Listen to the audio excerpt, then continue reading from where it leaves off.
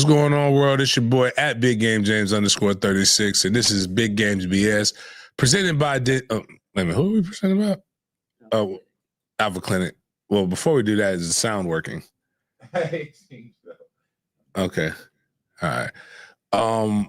Really, before we do any of that stuff, man, it's a new year. We've had this is the second show of the third show of the new year. Well, technically the second one, because our first show got bammed. Fuck the Olympic Committee. Fuck Ray Gunn. No, Ray Gunn didn't get us banned. It was the basketball one with Steph. Like we were talking, that was the one that got us banned. That's messed up. All I know is 2020. Oh man, I hate when people do that shit. Like I got resolutions and shit, but like we're gonna do some big things this year, hopefully. Or not. Or we'll do the same shit we did last year. My only resolution is to be here next year. So, but it's a lot of good plans, a lot of good energy.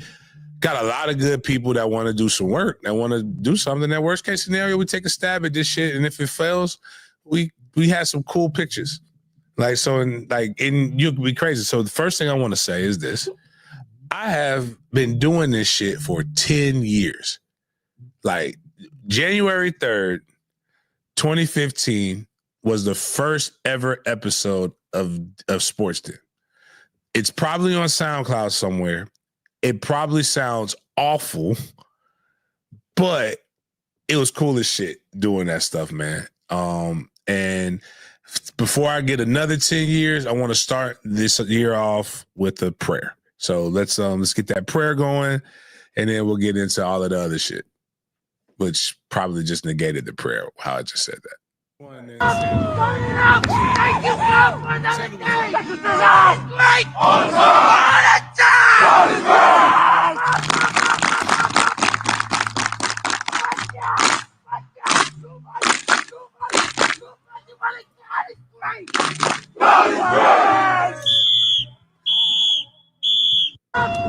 So what y'all see right now is what I want to look like. Oh, yeah, what I want to look like one day.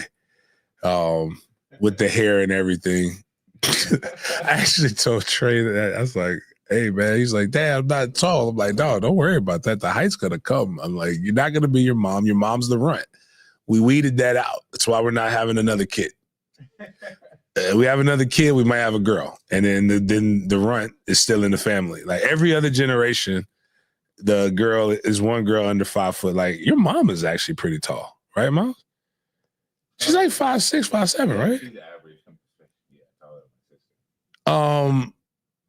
But like but listen to your grandma, which I want to ask your grandma, like, I gotta have pictures of this shit. Like talking to your mom, like, because it's hard. She's like 4'11". And she talks about like she has like a 7-foot brother. Like it's hard to believe anybody 4'11" has a 7-foot brother or this or like normal sized people, man. But yeah. And then she told the story about like how your dad got mad at her one time when she was like, Miles about to be taller than you. And I'm like, it don't take a lot to be taller than your dad. Your dad ain't very tall, man. But then Rusty's like over 6 foot, right? Yeah. Jaime's a midget. Yeah, that's weird. I don't know if there's any other boys. No. Donna's decent height. Yeah. And then, my sister's like 5'8", I think, 5'8", 5'9". My mother's short, but my Uncle George is 6'2". Apparently, my mother's father, who I've never met, he's like 6'4". My mom says my dad's father was tall too, but I've never seen him standing up. He was always sitting down, and he's gone. All right, so real talk. So I remember people through certain things, right? So have you ever watched Martin?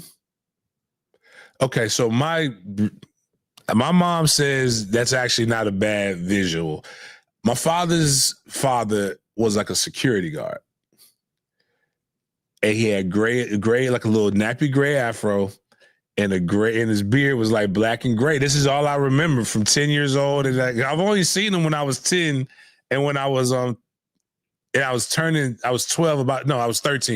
was 10 about to turn 11, 13 about to turn 14. And the only 2 times I saw him when I was in Ohio, and I only saw him like once. I was in Ohio for 2 months. Saw my father's father once. Each time. And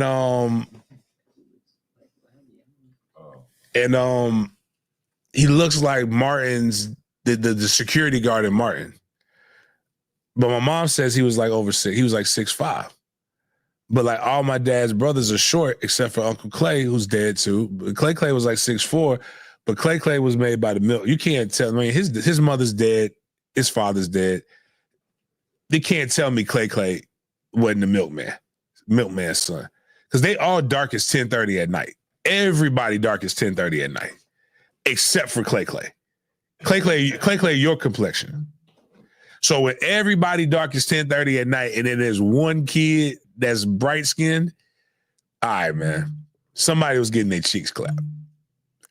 But then apparently this man, I gotta ask and that's one of my things. 2025, I'm going to send. I saw this book on Facebook. I'm going to give my mom one. I'm going to give my grandmother one. I'm going to give Gagi one. I want to know about their life. I know my father's going to lie, but I still want to know some shit about their life, because apparently my grandfather had a Spanish broad after he left my dad's mom. And they had like a house and shit, and it was all cool. And I'm like, that man pulled a Spanish broad? Because I'm thinking he looked like the security guard from Martin. And like, that man's not attractive. That man looked weird. Like, Martin put on a lot of stuff.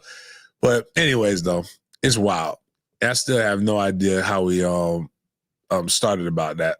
But we got Powerballs again tonight. Oh yeah, we finna get these tickets. I'm gonna hit one of these bitches.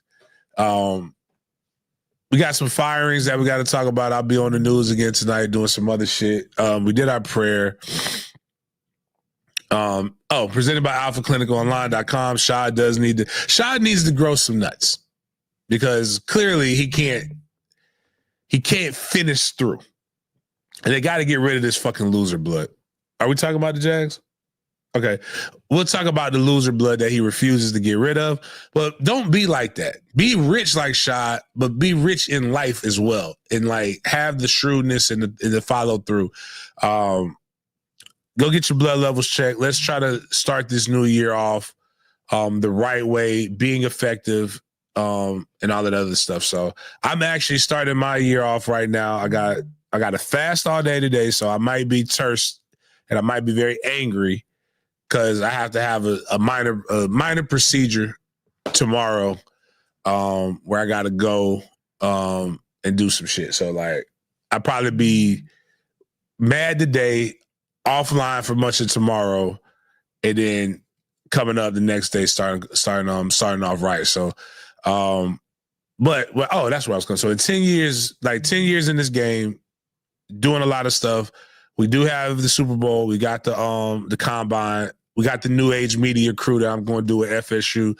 I'm going to help my youngins out, my youngins in media, because Deshaun is actually, I didn't realize Deshaun old as fuck. One of the dudes that I thought Deshaun was young, but Deshaun old as hell. And that's with the Daily the Daily Podcast. Scroll up real quick on the comments. Make sure, because I need y'all to go follow that. Follow George, Renegade Report. Keep going up. The Daily Chop Podcast. Follow the Daily Chop Podcast. I'm missing somebody else, but it'll come in. It'll come to me whenever it does. But yeah, so check all that stuff out. What else do I want to say before we get into this shit? Because we're about to get into FSU, and I'm going to talk about my frustration with some of their coaches. In the coop, that's with Rob Coop. I gotta get up with my jit, Rob Cooper. Like, I like Big Coop. I like Big Coop. I'm getting text messages this early from cats. I don't like that. I got 2 separate text messages from 2 separate dudes. This ain't gonna be good. Okay, cool.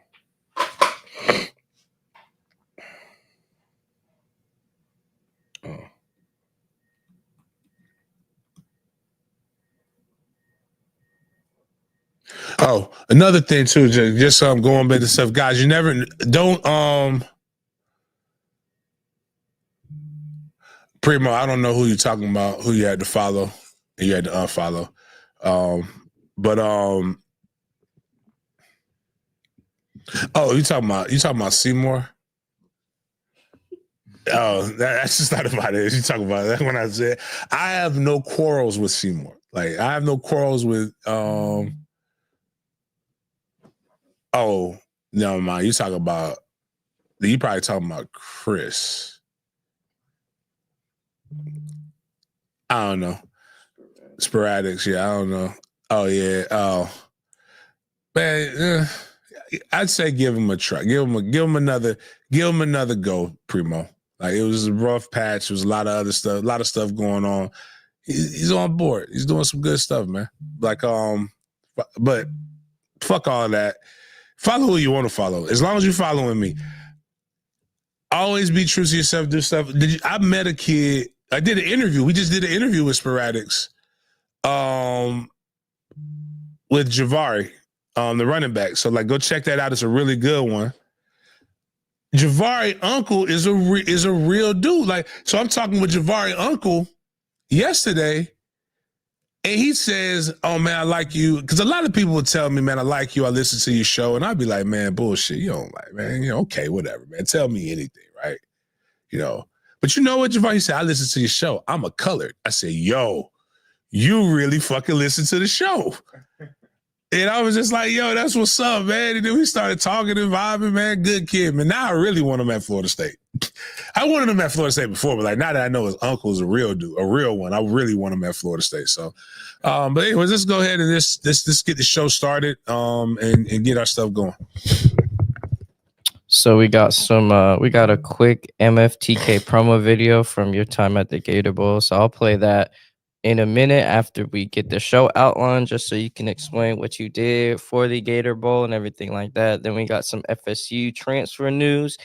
Going to touch on the men's and women's basketball scores. Then we got a huge final week of the NFL, week 18. So we have the scores, and we got some of the notable games and performances and firings from the league.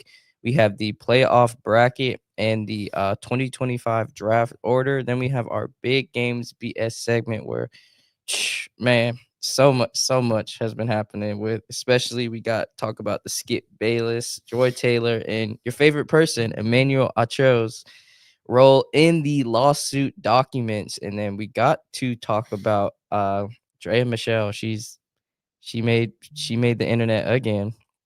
And then we're gonna finish it off with something that's been doing pretty good. Liangelo Ball song and the traction has been making.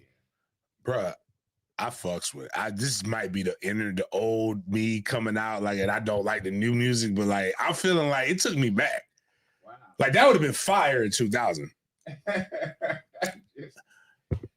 can't believe people like that song. I mean, did you see the thing where they put that, like, but they put like that's like an old Boosie verse, right? When I sent you, that's not a new. Yeah, I don't think it's an actual verse. I think they either took it from a song or they did AI, but I don't think it's new. Boosie and NBA Youngboy on it, and I'm like, it fits so well. Like it just made it just like. I can't. Okay, you know what? I'm for it. But yeah, so wait a minute. Reggie Noble got a new album out?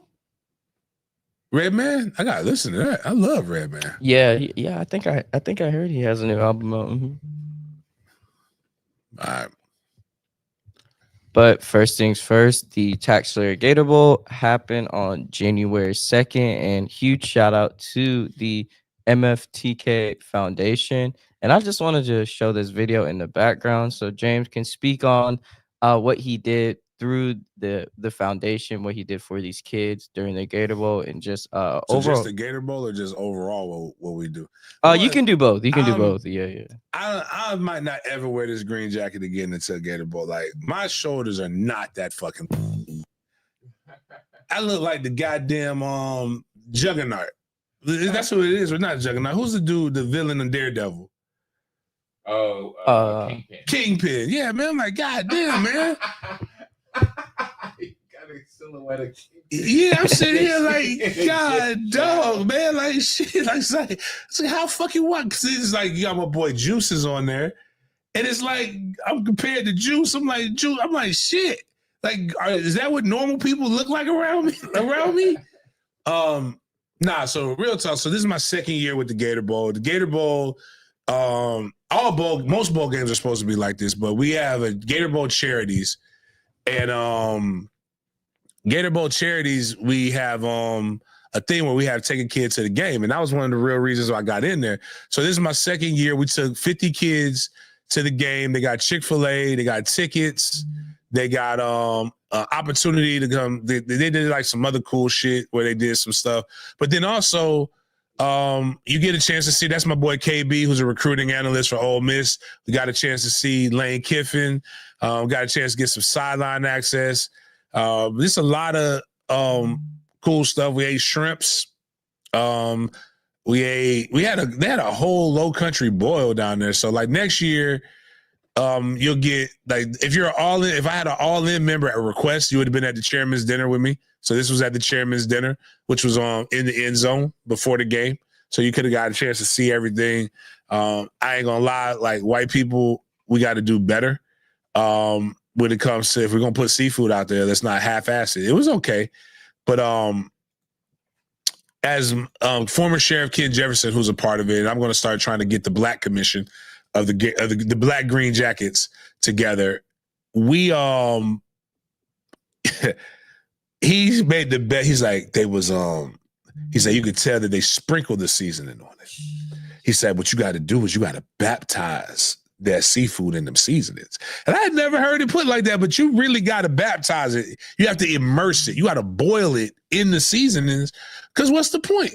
So, but that was cool. Like, that food sucks, though. I ain't gonna lie to you. The chairman's dinner or brunch that we had last year, you go to that to rub shoulders with some of the top people. Like, there's a picture in here. I'm with the president, with the vice president.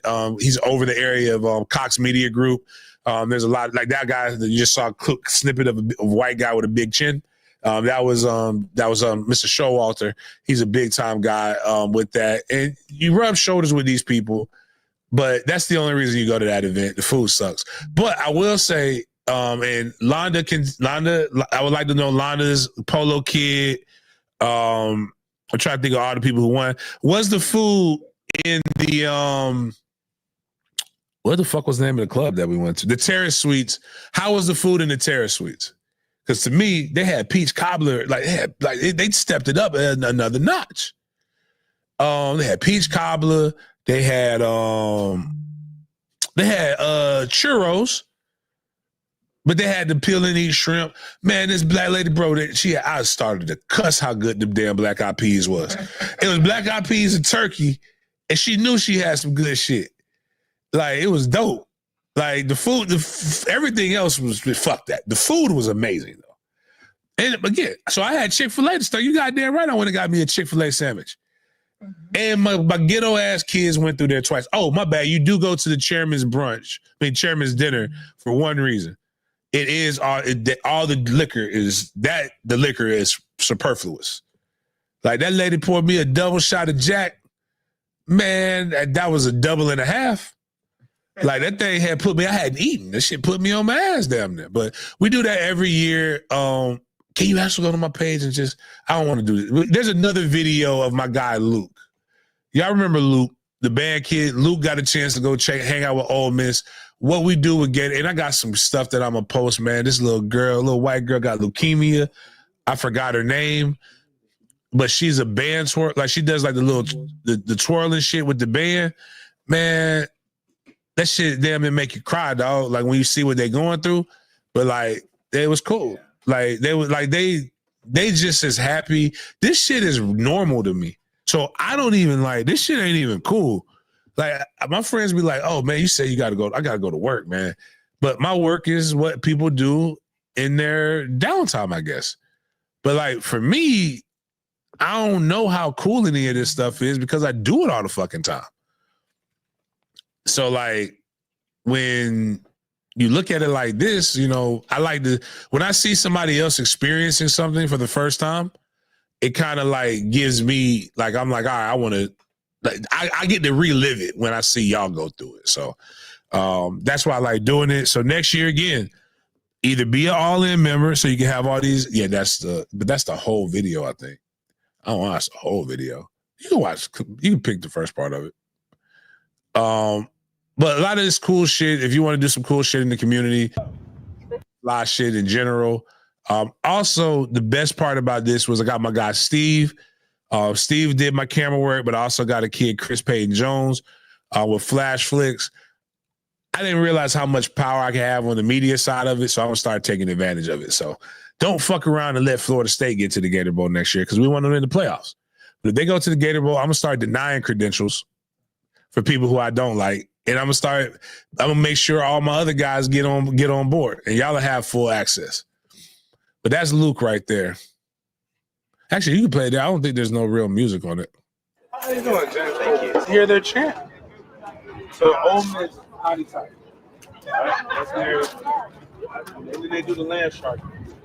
This. That's the symbol. They put their hand up. So Luke has cerebral palsy. He was born with 2 months. He was only in his mom's stomach for 2 months. He fought. Hey, buddy, how are you? Good to see you. Autism. Mr. Bagley. Mr. Bagley, I'm the principal here. Like, he has no fear. He's a really good kid. I like Luke. I plan on fucking with Luke for a while. Same with Jack, my guy Jack Coleman, who we did it the first with, no relation, but his nephew. He's now at all that popularity. Yes, he's it's a at great place here. Maybe someday that you can come to school here. That'd be fantastic. He's flourishing. Yeah, we have a lot of fun here, Wilson. And I just went to the funeral. We got some money coming in, so I got to ask. I think Jack is a junior. He'll be a senior next year. How many people are in the band? The next step of the MFTK Foundation. If you want to donate, you can go to mftkfoundation.com. I'm gonna do a Milton Burrow White scholarship. I wish there were. So Milton Burrow White is a funeral white dude who I trained his grandson some years ago. I want to do something, give a kid a stack, give a kid a couple stacks, whatever, help him out with college. I'm not going to make the section leaders. Again, next year, these are the ones that lead all the crowds and all the somebody with some seasoning, somebody that I can vibe with, and I want to do so. They do the student leaders from the yeah, so you can go to the YouTube, check that whole thing out. 6-minute clip. Trust me. It may your eyes might start sweating a little bit. It's cool, man. So yeah. Somebody told me too, I think it was Steve Robinson. So I gave a guy some tickets to a game and he became a booster. I'm about to tell him I'm gonna screenshot that shit. And I need my guy Mike Alford to holler at me. We need MFTK in the rafters. So somebody took a picture of, it was Ole Miss, Metro Diner, MFTK. So I'm up there with I'm going to get, somebody going to say, I'm going to get, I can't think of his name, the punter. I'm going to get McAfee to say MFTK on the show. I'm going to get them to say MFTK on national TV, and it's going to be great. So anyway, so that's that stuff right there, man. That's some of the things. Again, a lot of them, those who are members, if you want to know what your members and subs and all that other stuff, you want to know what that money goes toward, it goes to more making other people's lives better. So, and getting y'all dope ass tickets. So I get it. You don't want to listen to the show. You like listening to the motherfuckers that don't do shit for you and just take your money. But like me, like at least eventually you'll get I might tell you I'm a million a hat. It might take 3 weeks, but you're going to get the hat eventually. And you get to go do some fly shit. And you get to see some cool shit done in the community. Obviously, y'all know about the book bag drives. That I ain't gonna never not do that. But all right. So we got a list of transfers / recruits for FSU. I know we touched on this particular player right here last Friday, DeMonte Diggs, because that's when he had his official visit. But he actually is committed to FSU for the 2025 season. Defensive lineman from Coastal Carolina, I remember James, you were talking about his pictures when he was in front of Dunlap. Yeah, that's the one who looked like he was about to like he had just got out of gym pop. Oh, that's a real gym pop picture right there. Like, yeah, man. Yeah, I'm fucking with and then a name like DeMonte. Yeah. Like, you better be good, bro. And so huge shout out to DeMonte. Next, we got Jason Jenkins, defensive lineman from Tennessee. Obviously played the SEC ball, so he has that on his resume. So what do you think about this pickup, Jason Jenkins from Tennessee? Made me feel like I want to say anybody know who J. Wayne Jenkins is? If you're a real rap fan, you know who J. Wayne Jenkins is. But that just made me think about J. Wayne Jenkins. But I like him. I saw his stuff. I saw some of his clips. You know, SEC body. Hopefully he's not like the last SEC kid that we got. I saw it hurt me so bad for them. They called him Mary, instead of somebody said Marvin Jones Jr., they called him like Mary Jane Jr. or some shit like that. But yeah, man, it's dope. I'm glad we got some bodies that Terrence Knight know what it looked like. I need Pot Roast. Pot Roast has so anybody remember when I used to post a lot of stuff with the New Age media early in the day? I said if you don't want to see your analysts or your insider all in the videos, all in the songs, come to Death Row. Like, we just give it point blank. So I used to use the Suge Knight shit all the time. I used to call it Death Row, or when we would flip a kid or we do some stuff, I would call it Death Row. Pot Roast took my whole fucking Suge Knight bit. And then he took my dog, my boy Terrell used to use the Denzel. I don't know what movie it is. Denzel got one of them Hawaiian shirts, and he do this like little goofy, like little laugh. And he used that. I'm like, man, you might as well join the group chat on Pot Roast. But like, he stole our whole shit. But them boys active on social media. So they're active in recruiting, active on social media. I like what he's doing. I like them kind of try to revamp and flip the room. So it need to be, hey, I'm all for it, man. Keep this thing rolling. We have Elijah Herring, a linebacker from Memphis. So, James, have you been seeing anything? Has a tape jumped out to you at all about this linebacker? He didn't play against us because he was hurt. He's actually he went to Tennessee as well, and made some noise there. They were high on him, but then he left. He's coming here. I think he's better than what we had. So I'm all for it. So yeah. I like him. He's he bring me in. I just wasn't sure about the linebacker with two last names. He could be really, really good. I'm just not, that kind of scares me a little bit.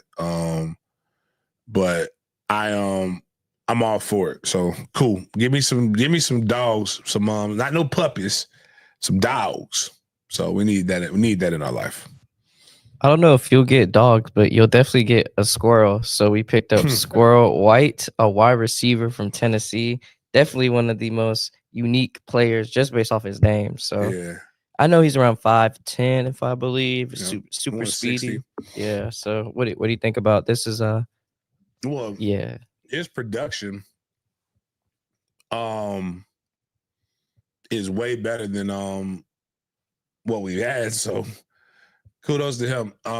Obviously, we're not going to go out here and ask him to stock block people, but he could potentially be the guy that gets behind the defense, explosive plays. When was the last time you weighed 160? I don't think I ever weighed 160. I was 145, I think, when I went to my freshman year. When I started my freshman year in high school, yeah, but then I was 200 when I started my sophomore year. As a freshman. Yeah, I just went from, I was the same height. I was lanky. Yeah. I just hooped. I played basketball. I didn't play football. I hadn't played football. It was like when I started playing football, my body just got wide. And like I went to go. What happened was I went to Trenton to go see my grandmother, and I ate Philly. Like I can eat. I ate like 4 Philly cheesesteaks. Like, which is crazy how I get mad now. Because what I could eat when I was younger compared to me now, like I'm just like, yo, that's ridiculous. But I ate like 4 Philly cheesesteaks every time we went to Bud's. Bud's in Trenton, New Jersey.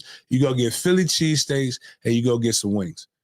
And they put the hot sauce and the ketchup on the steak and the onions. And it was just like they didn't even chop up the onions. They just like, it was like the whole, like it was a circle. And they like grilled it up a little bit. And it was just, man, and Bud's ain't around no more.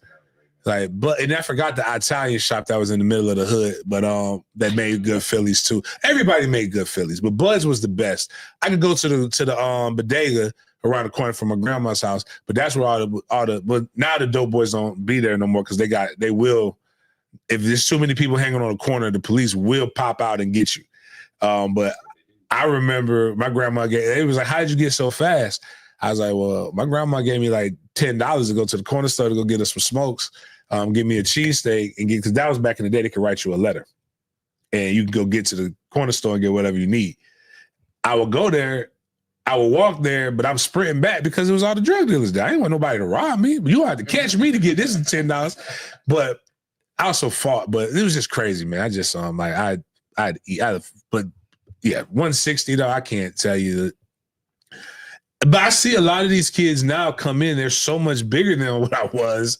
And I don't know when puberty's weird. Like that's why I always tell people, man, don't worry about it. Like your son could be one size a day and then wake up and be like 6'4". And we don't know what happened. So, but Squirrel, this is how I knew Squirrel was what made me like Squirrel. Squirrel came with the baby. And the baby mama on the trip and the stroller. Yeah, I saw the stroller. Yeah, it wasn't like this wasn't this a grown ass man. Like what I like about the portal more than I like about high school recruiting is like we're not doing this shit. Like you don't need all the you might need some hoes, but the hoes are necessary. But you don't need all the other shit. Like we don't need no Lamborghinis on the car. Like nah, man, what the fuck can you do? How am I getting to the league at this point?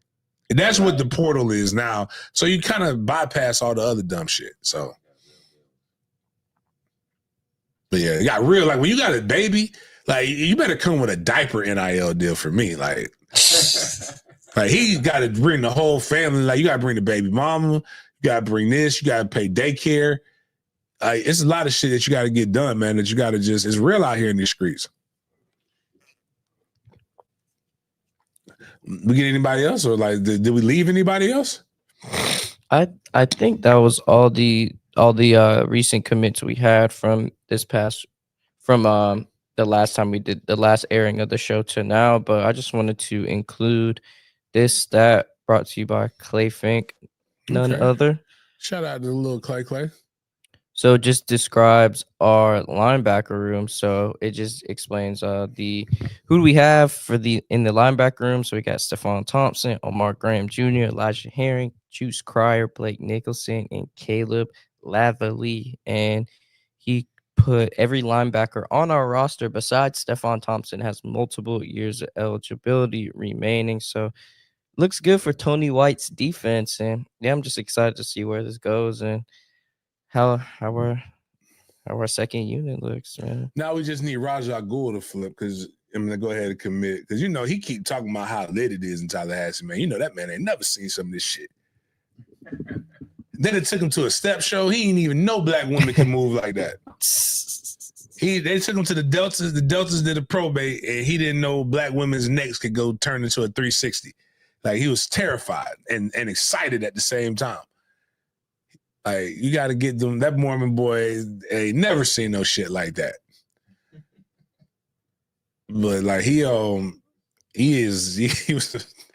see the chicks do the clap because they don't just clap. Now my era it was clapping. It was the twerking, like it was cool. Like we like okay, she can make it clap. Now they just do. They got the cheek movement. Like they got cheek control that wasn't available in the 2000s. So like he could just go over there, he's like, I seen a chick. Rajah Gould said, I seen a chick. He said, I seen a white chick, and she was just making her left booty cheek shake. The right one stayed still, and then when she was tired of the left, she moved to right. He's like, and I knew I had to commit to Florida State at that time. And he was just like, we got white women that are doing witchcraft with their ass and black women that can do things that I've never seen before. Like, God wants me to convert people to Mormonism out here. Like, that's what he's doing. He's really looking at it as a mission trip. You know, you got to serve you 2 years in Mormon. Like, you got to go somewhere. So his 2 years that he'll serve will be in Tallahassee in the streets. So, like, out there, like, he'll practice in the morning and he'll put his little white short sleeve dress shirt on with the little black tie and the black pants and the black suits going on, knocking on people's doors. And like, my man is just is wild. Adrian, it was in the strip clubs though, Adrian. This cheek movement was available then. It was just professionals only did this. Like, this is like, now anybody can do it. It's like, imagine playing football and like everybody can do all the Odell Beckham catches and shit. Like, it makes it not as well. Nah, it's still gonna be cool, but yeah, but Rajah Ghul, we need him to commit. But I like them linebackers, man. Like them linebackers, and we still got cats coming in, like the Jit from Seminole. I like him, and we just got to get some people who really just about that action, man. Like, not about the crying and shit, not about I ain't getting no playing time and they crying and nah, man. Let's get this thing going, bro. If you want to be, you know, I want people who want to be no's. If you don't want to be a no, MFTK that jit. That's all I got to say about that, man. Safe space here, and I want my coaches to know, if they listen, we talk about y'all. Never negative. I don't view it as negative, but you may view it as negative. And if you view it as negative, you can talk to me, but don't talk to me aggressively. I'll have people, because I know, because again, we got people who watching you. Like, they tell me, they send me the text messages. I think our secondary is going to be really, really good, because our coach he's enjoying Florida State too, from what I'm understanding, and I'm cool with that. You know, lie to your pastor, to your wife. Don't lie to me. But like, if you want it, it's some hoes out there. Like, go get you some of them hoes. If that's gonna help you focus on getting us a top 15 defense, man, smash everybody, every chick. Just make sure you strapped up, because I remember when I was there. I don't know if they told you this, Jaden, but like, there was a special type of herpes for Florida State. So you think all herpes is the same, right? Yeah. But like, what happens is viruses, they mutate. And there was so many people fucking that it's like a special one that you get on that campus. I don't know if it hurts or not, or I don't know what the difference is. I've never had it. Pray to not have it. But what I'm saying is, when I heard, all I needed to do was hear that to know that, okay, we're gonna stay strapped like I'm out in these streets. But yeah, man. Oh shit, we still got Crowjit. We still got some linemen, man. We still got people out here. So we got content all the way up until, man, get Aaron, get the little Crow here and let little Crow get these Tallahassee. Well, he in Atlanta, so, well, you know what? Atlanta, you don't know what the cheeks are in Atlanta. It's a little scary up there. Like, you don't know what the chicks are. But I'm saying, get Crow down, get baby Crow down here. But yeah, man, that's I'm happy. I'm just ready to get this thing popping. Switching to the men's basketball side. So the men's team played against Syracuse, resulting in a W of 92-74, a 16-point lead. Just to read off a few stats from this game. The leading scorer for FSU was Daquan Davis. He had 18 points, 3 rebounds, 1 assist, 3 steals. And you had your cousin, Jameer Watkins, 16 points, 5 rebounds, 3 assists. And then you had 2 tied scores with Malik Ewin and Taylor Bourbon with 14 apiece. And Boston Richie was even at the game. FSU basketball posted the picture. Shout out to 2502. Shout out to Boston Richie. Keep doing your thing. And yeah. You know, one thing we're gonna do is we fuck with the Tallahassee rappers. I can't tell you 2 Lil Tyler songs, but Lil Tyler be everywhere at the stadium during football season. with a little entourage and shit. Little. I don't even know who little Tyler People is. I gotta know his mama or somebody. But shout out to Boston Richie. We gotta stop fucking with them young girls, bro. Whoa. Wait, his baby mama was 17 or some shit. Oh, Or he got her pregnant, his last girl, some shit like some wild shit. Now she fine, but she a jit. And he like 27. Like, bro, come on, dog. Let's be real. Like, come on, dog. You making it now, bro. Let's, stop doing that old school. I don't look at it the same way. I grew up in the hood, and I seen all the old young chicks actively going after the old drug dealers with the money and saying they more mature, and that's why they can't date dudes our age. Like, so I don't really feel as much sympathy for most of them. There are some that do get preyed on, but like, let's be. This is a safe space. I don't know if y'all know that high school kids be fucking. So like. And they know these girls is fast. And I'm not saying it's right for a grown ass man to go young, but like let's stop acting like they ain't out there being the aggressor. Like, so y'all know, shit, you was a little aggressive ass, fast ass girl when you was young. And you're right, you can only impart what you are. So you're imparting who you are into these jits. Like if my son pull out an old ass chick, you know what I'm gonna be like? Oh, damn, okay, well, following his dad's footsteps. That's what the fuck his daddy like him. He likes him seasoned. But yeah, that's wild. Boston, but shout out to Boston Richie. So we're going to our women's team. They got the W against Syracuse as well, an 85-73 score. Niece, I know my niece was balling. Yep, we got to talk about Tania on the show. We got to give her flowers. So she had 25 points, 4 rebounds, 7 assists, and this is the crazy one, 6 steals. She had 9 turnovers, but it's okay. I mean, she had 6 steals. What can I say? She had how many turnovers? She had 9 turnovers. That's okay, man. She had 6 steals, and she had 7 assists. So she figured it out, though. Yeah. It almost balanced out. Yeah, it almost balanced out. She had 3 turnovers. Yeah, she had 3 turnovers. Like when you like. Yeah, exactly. Up, No, exactly. And then you got Michaela Timpson, a beast on the rebounding.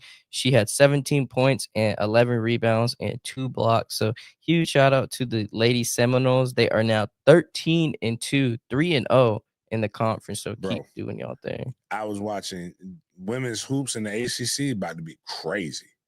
One, to all my colored men, like in the not colored legit, but like colored. Maybe the women too. Some of y'all can appreciate this. Notre Dame head coach, women's basketball coach. Listen, you better Google it. The North Carolina and Notre Dame were hooping yesterday, and football was on. But then I seen a picture of her, and I was watching the game. I wasn't watching fucking football, but they was going back and forth. Like Notre Dame got like 2. We saw the Notre Dame where the girl broke the ankle. Yeah, she actually can hoop. Like she really can hoop. Oh, Even yeah. though that scene wasn't one of the best ones, but she can actually hoop.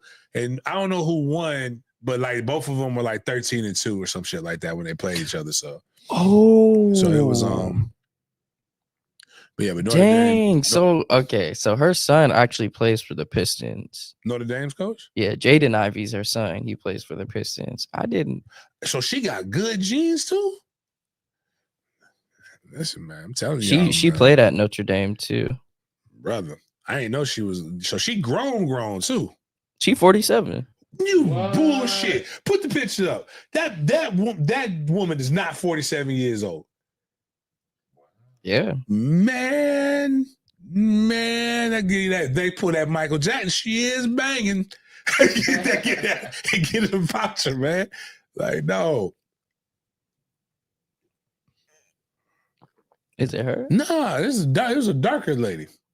But it was maybe it was just a picture maybe it was just a scene that I saw. But yeah, I didn't think she was 47 though. The lady that I saw on the sideline.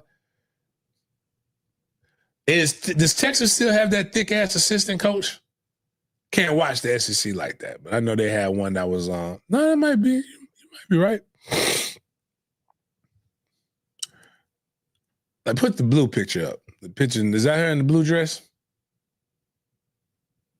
Okay, yeah, that look more like her. That look more like what I saw. She ain't got auntie elbow. Oh no, that's the I remember that picture. Oh, so that's what she is? This one? Yeah.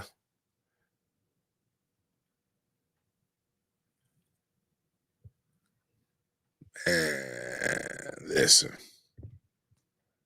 Hey. Of course, I know Steve, though. So yeah, the Texas coach is still the Texas got an assistant coach that just is a distraction. Like she should not be. She does not need to be coaching women's basketball. Like there's nobody's focus. You can't have like she goes in, she recruiting all the confused young ladies. Like she getting them all, she pulling them all. Like that's so weird. Like that a women can be like, yeah, my coach finer than a motherfucker. Like imagine a boy saying that shit about their coach. That shit would be wild, man. Oh, yeah, man. Good stuff, man. So we got our college segment down packed. Now we going into the NFL Week 18 scores. So if you did not tune into any of these games, don't worry. We're going to recap some of the ones that made waves and headlines. So just reading down this list. Panthers took the dub against the Falcons 44-38 yesterday. Commanders held out against the Cowboys 23-19. Bears with a close one with the Packers 24-22. Houston beat the Titans 23-14. Colts beat the Jags 23-26. Patriots end up beating the Bills. Eagles got the dub. Buccaneers got the dub. Broncos massacring the Chiefs 38-0. Chargers beating the Raiders 34-20. Geno Smith and the Seahawks with the 30-point dub yesterday against the Rams. The Jets beat the Dolphins 32-20. Cardinals beat the Niners 47-24, and the Lions got the dub in the Sunday night football game against the Vikings 31-9. So we're going to start this thing with the Saturday game, the Saturday doubleheaders with the Ravens, and man, it's just getting ridiculous out here for Lamar Jackson and all that he's doing on the season. Another historic season, MVP-esque season. So what I'm doing here, I'm just going to bring up some stats of Lamar, Derrick Henry, and the Ravens. First things first, we got this one right here. So Derrick Henry has become the first player in NFL history with multiple seasons of 1,800 plus rush yards and 15 plus rush touchdowns. He did this in the 2020-2024 season. This is his 9th year in the league, and Derrick Henry is still doing wonders. Is he top 3 in your opinion? Running backs. Ever since he made his footprint in the league, has he been a consistent top 3 running back? Yeah, he's only had like 1 year when he wasn't over 1,000. He was hurt, right? Yeah, I believe so. But yeah, keep doing your thing, Derrick Henry, and man, to keep putting up these crazy numbers alongside your QB who's doing unreal things. So Lamar Jackson, just a little recap this year, he had 5,000 plus total yards, 45 total touchdowns, 4 interceptions, a 66.7 completion percentage, and 119.6 quarterback rating. He is the first player in NFL history with over 4,000 yards and 800 yards rushing in a single season. James, is it time for him to get the MVP already or what? Yeah, this is MV3. Might as well just call it MV3. I was actually talking about Derrick this weekend, and I was saying like I've never there's only one, he's the only person that I've ever said I gotta see the birth video. Like not the like I don't need his birth certificate. Like I need to know that he was birthed from woman. Because he might be an alien. And the only other person that's kind of like that now that I've got a chance to witness is probably Bryson. Like, you know, Bryson didn't look just like his other brothers, like from his mom, that I would probably think Bryson wasn't real. Or B5. I could call it B5 now because he's like a motherfucker 5. But like this man, all Lamar needs to do is win a Super Bowl. And he's going to the Hall of Fame. And he will now be He will be this generation's Michael Vick. And it's kind of cool when you think about it. Like if we go back, Randall Cunningham, I love Randall Cunningham because my grandmother loved him. But like, we want Michael Vick to be, Randall Cunningham actually really was.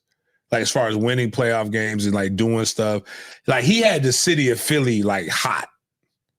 Then Michael Vick was just fly as shit, dog. Like had the cool ass shoes too. And then now we got Lamar. If we could get Lamar to win, like this could be the blackest February we've had in a while. We could have the first black head coach in college football to win a national championship. We know one is going to play in it. Has to be, because they put the two Negroes against each other. Yep. To make sure we didn't have, like, to make sure that there was a chance to keep the college football game pure and away from these colors and these Negras. Even though these are the ones that they like, kind of, because they're up north, they got the half breeds. Both of them got white wives. I didn't know the Penn State coach was black until he said it. Yeah, it's just one of them cats that just when Keegan was it? I don't know which one it was. Peele is the one who made the movies, right? So Keegan Michael Key looks just like him. Yeah, they look alike. There's a coach, Daryl Sutherland, that used to coach at Bartram Trail. White man, though. Literally looks just like him. Like, I'm talking about the whole get up. He stole his whole, I think he stole Daryl Sutherland's whole flow word for word, bar for bar. The khaki slacks, like the shirt that's nice with the glasses, bald head. And Daryl Sutherland isn't pale white either. Like when he's in that sun, he got tint to him.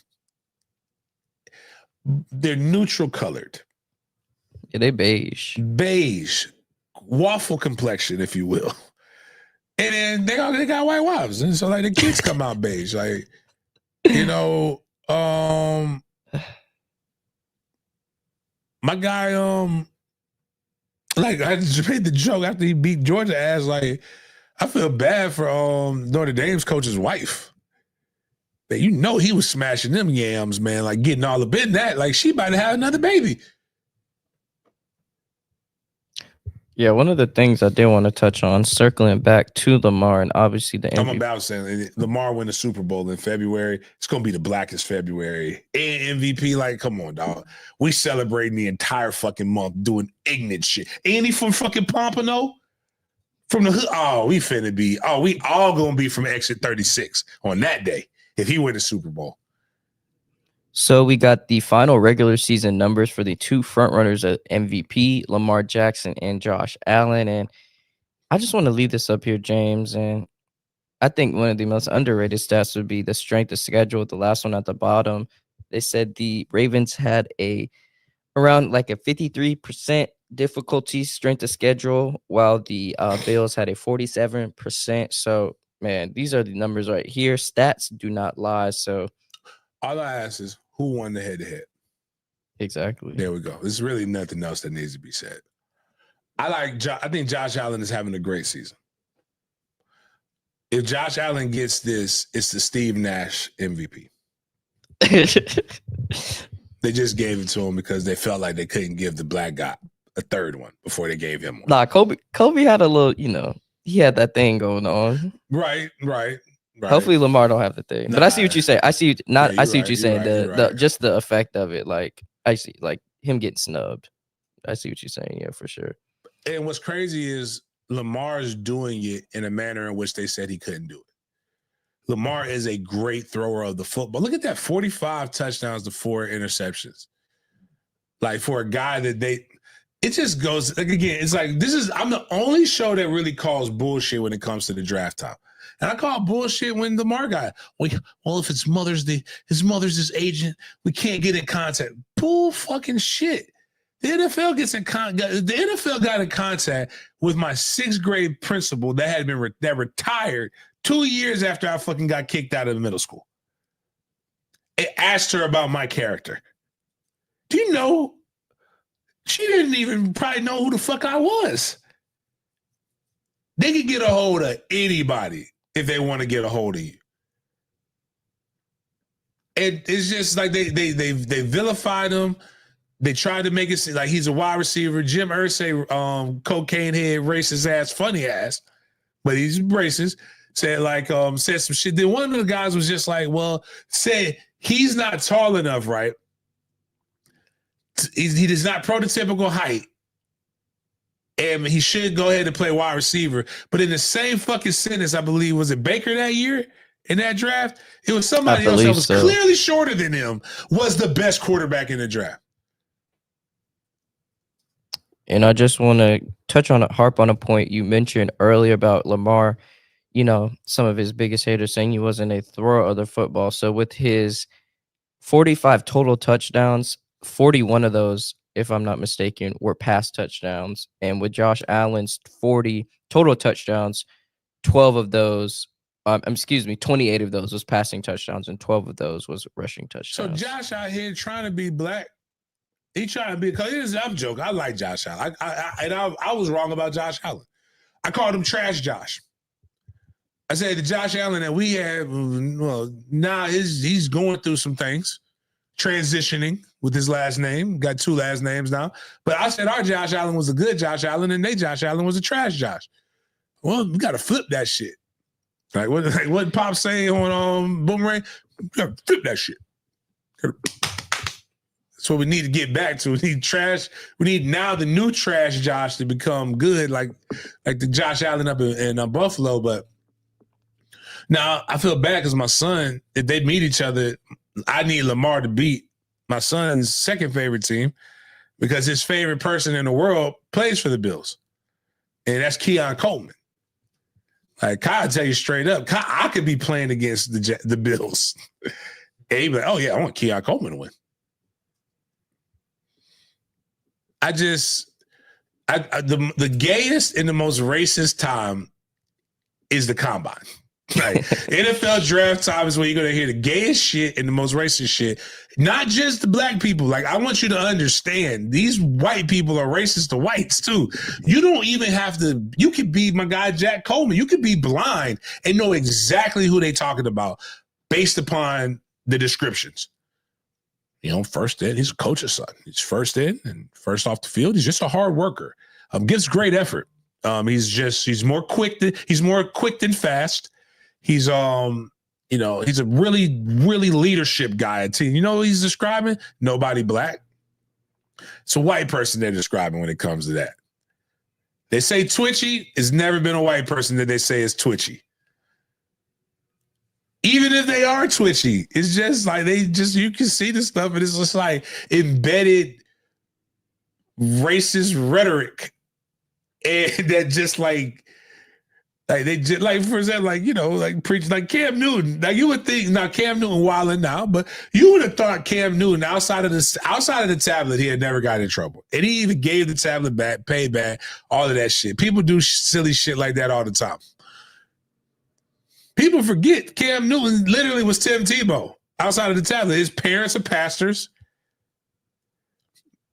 Tim Tebow's whole family lived off of getting donations so they could be, so they can go cut off little kids, they can circumcise little kids in foreskins in the Philippines. You think they didn't get a lot of money from Florida boosters when Tim Tebow was there? I'll tell you straight up, Robbie Tebow was the director of the Northeast Florida Fellowship of Christian Athletes. They have not seen donations to that level since, before or since he's been gone. And there's nothing wrong with that. Everybody blames Cam Newton. They think Cam Newton took $200,000. Like, and if he did, so what? That man's dad's a pastor. I'm pretty sure that the offering plate was a little heavy that one Sunday. Outside of having a bunch of kids, like, you would forget that he was a preacher's kid, but they never talked about him like every other preacher's kid. But we all know, black people know, all people know. We know preacher's kids are the ones that's a little bit touched. But yeah, NFL, I get it. Everybody boycotted that shit. Everybody told me how bad it is. I have been enjoying fucking football this year. This is my most enjoyable year of football outside of Florida State being absolute outside in the sun, sweating after they took a dump, ass cheeks. Outside of that, it's been a great year. But yeah. So we got the Bengals versus the Steelers. We have to touch on Russ. Russ's poor IQ. Sierra's husband. That's who he is. Fuck Russ Russ let a chick. Russ is the original. Damn, I can't even think of the chick's Simp? the boy name. Yeah, OG Simpington. Yeah, women. Every time women don't ever think a good masculine man is a good man. It's always the nigga that was doing some shit for him, like doing some over the top shit. That's the only good men out here. Like Russ's whole fucking NFL career has been downhill. It's just been average since he's been with that chick. Went from Super Bowls to nothing. Should have had 2 Super Bowls. At least Travis Kelce broke up with his black chick, got him a white woman, a good white woman, and won a Super Bowl. His trajectory has been nuts. He's been so crazy that his brother's getting deals. When you seen a center be this popular? Wondering, talk about why do all black men get famous and get with white women? You see? Russell ain't been the same since he broke up with that white woman and got him a black woman. I'm joking, dog. I'm joking. Kind of. But all right, my bad. Go ahead. What's going on with the Bengals game besides them fucking up my parlay? It was a very, very close game. It was 19-17, down to the wire game. All of the big moments of the game fell on Russ's shoulders, as we will get to see with this video clip soon. But we want to highlight Ja'Marr Chase. He is the Triple Crown King this year. So if you guys do not know what the Triple Crown award is when, as a wide receiver, you lead the 3 major categories for all the wide receivers. So the 3 categories would be yards, receptions, and touchdowns. And even though the Bengals did not make the playoffs, Ja'Marr Chase is the Triple Crown winner. So huge shout out to him. He had 127 receptions, 17 touchdowns, and 1,708 yards this season.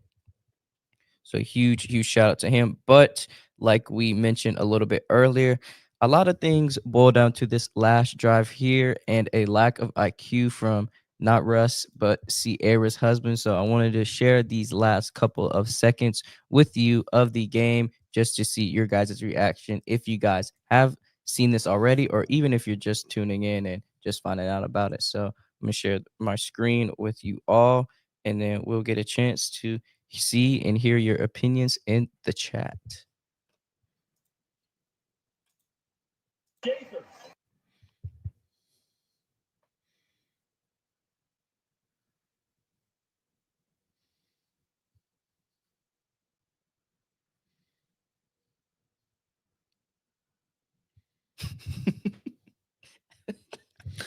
Mike's face is just like, what are we doing here? And that last play right before the video cut out, it resulted in a sack. So if you just a little quick recap of the video, Russ decided to scramble with 48 seconds left. There was a timeout, however, but he did not get out of bounds to stop the clock, resulting in too much time being taken off the play clock and obviously resulting in the sack, putting them behind in this game to the Bengals. So James, what was your thoughts when you caught this clip, or even if you're watching it live when you saw it? I know you're talking about your parlay getting messed up. So I didn't watch the game, but like this makes me mad for a guy this like either he's got CTE right now, but like you in that situation, there's a couple things you can't do. Can't get tackled in bounds, and then after that you can't take it. What you can't do is take a sack. You have to get rid of the ball because you only have like I'm assuming they have no timeouts. So, like, if you're going to make that run, get what you can get and then get out of bounds. Russ literally lowers his shoulder. Like, he's taking the concert at one timeout. But he's probably trying to save it for opportunity to be able, just in case you do have to throw it in the middle, to be able to get your field goal team on there. And it's just, there are times, just like last week, right? you threw into triple coverage to a tight end, and you threw an interception when you're inside the 10-yard line. And I believe it was first down. There was absolutely no reason to do that. Russell, all jokes aside, Russell is extremely talented. And but just some of the decisions that he makes, it just seems like he's got too much. Like anybody else, we would say they have too much going on. Russell is a likable guy. And because he's a likable guy, we give him excuses that we would never give anybody else. And the reality is, the Steelers were 4-1 before he took over. Justin Fields was doing fine. You did not need to get away from that. So I don't know what again, this is why I call him Sierra. And the people are like, oh, anybody who has anything. And again, this is what I'm saying. 2025 is going to be a change of it's going to be a year of upheaval. I ain't got to be Cat Williams to tell you this shit. You know he's doing another Club Shay Shay? I'm not ready for this one. Y'all went too far. That Sierra's prayer shit, like everybody's saying, like, oh, if you had anything to say negative about Russ, it just meant you were a future nut hugger. And it was very difficult to like for guys like me who actually like Russ and like I happen to like Future. But like you can call it what it is, man, and like he's not fast like him yet. Like it was not like him yet. He maybe used to be able to do that shit, but Russ is like 35 now, right? Can't get out the blocks like he used to. But even then, you still just throw the ball away. The difference between, in that situation that they're in, the difference between 2nd and 6 and 2nd and 10 is not that big of a difference. So, yeah, Russ is 36, like you were saying. So, in one of the more notable performances or lack of performance, I would say, would be George Pickens. He had 6 targets, but he only caught 1 pass, and it says here on ESPN for 0 yards. So did not have his deep ball target down the field. But yeah, it always boils down to the last drive and IQ. And I don't know what Russ was doing, like you said, but that's the concerning part is like I want to I just want to know what his mindset. Like, what were you thinking? Like, bruh, you wild. And Pickens is out there just freestyling. next we got the Panthers and Falcons game. So I think Bryce Young had one of the coldest celebrations for a touchdown this year. So I wanted to share it with you on the pod. Since we joked about Bryce Young before, but he's doing his thing now. So yeah, I mean, listen, sometimes, you know what? I feel bad for judging him. Sometimes he's like Bryce, sometimes you just need a good cry. Ever since he got that good cry, let that cry out, and they benched him, man, he came back smoking. Now the young gun is doing all right. I can't even hate on him. I don't even know what 97, like, man, I don't even know what I'm doing. I'm over here jumping. Ain't nobody behind me. So I just want to read you some stats for this game. Final score, 44-38. Michael Penix with his 3rd career start, 21 of 38, 312 passing yards, 2 touchdowns, and 1 interception. Bryce Young, 25 of 34, 251 yards, 3 touchdowns, and he had 2 rushing touchdowns as well. 5 carries, 24 yards, 2 rushing touchdowns, and the Falcons got eliminated from the playoffs. So how's it looking for the Panthers though? I know we kind of, we talked to Sheena a little bit and she gives us some insight, but do you think they're going to have a huge, not even a huge, but a turnaround or a better turnaround next season? I think what's wild is if you look at their trajectory right now, it's kind of similar to Detroit. They have a good running back. They've got a good young quarterback. They got some guys. What Sheena said was that these guys they're not gonna quit. And even in their losses, it's been like shit. Like you expect they played the first time they played KC. KC was plus 14. You're like, oh, they're gonna get their ass whooped. Minus 14. Well, my bad, yeah, minus 14. Yeah. The Panthers were plus 14, and they took them to the wire. Then you look at other games, it's just like, yo, what the fuck are y'all doing? Lose like you're supposed to lose. And now, if they get some competent drafts, like I like old boy. I like the way he talks. Leggett? Yeah. But Leggett was probably not the best pick for them. You know what would make them better? If they had Keon.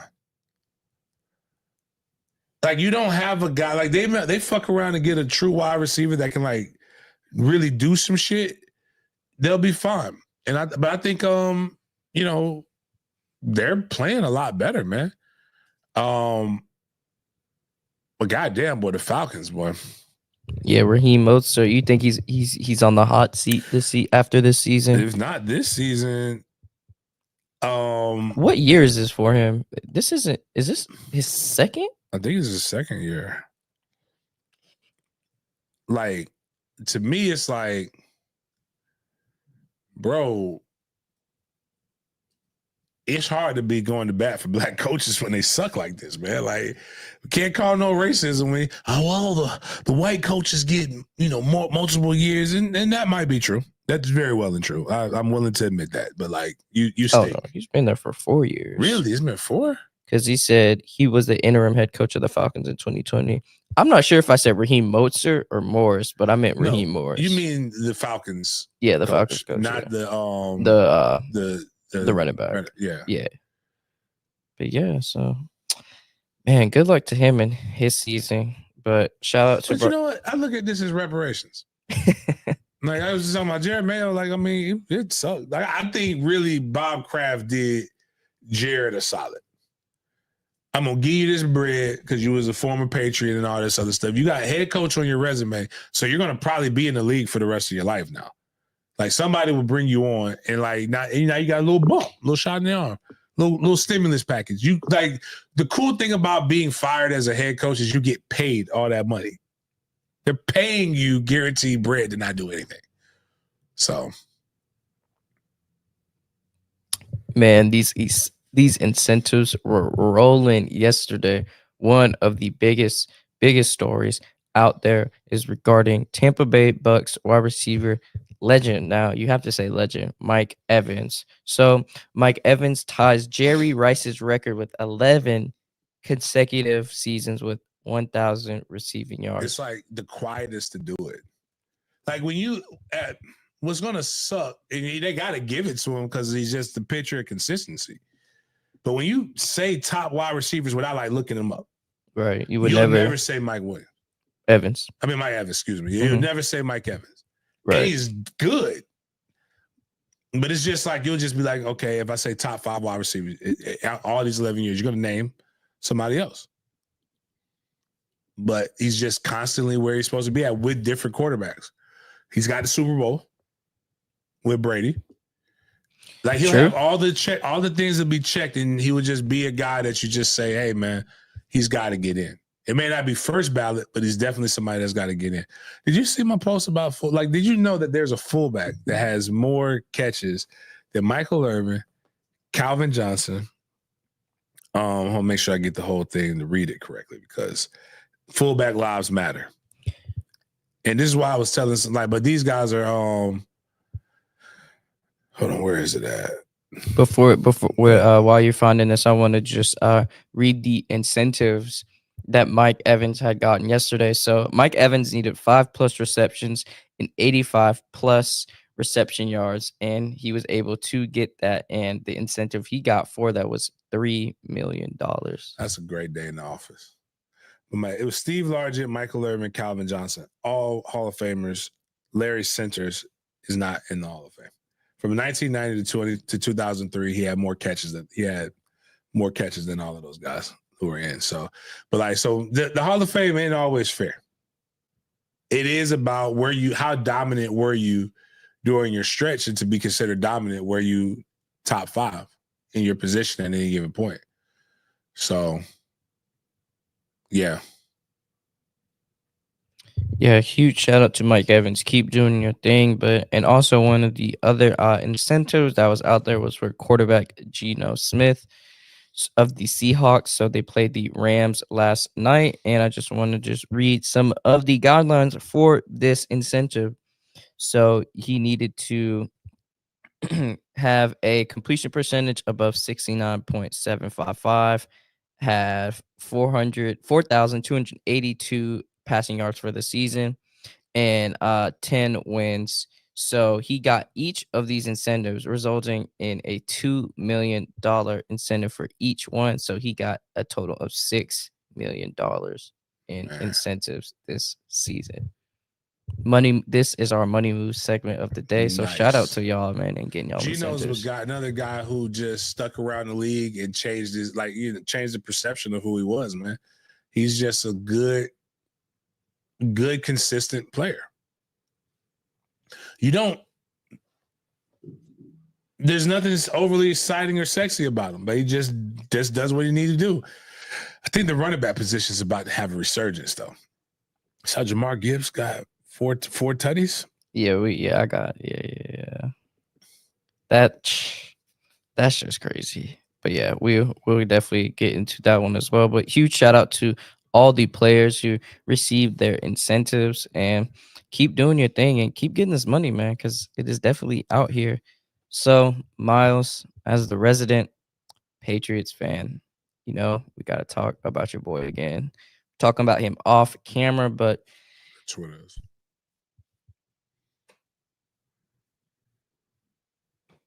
Oh, dang.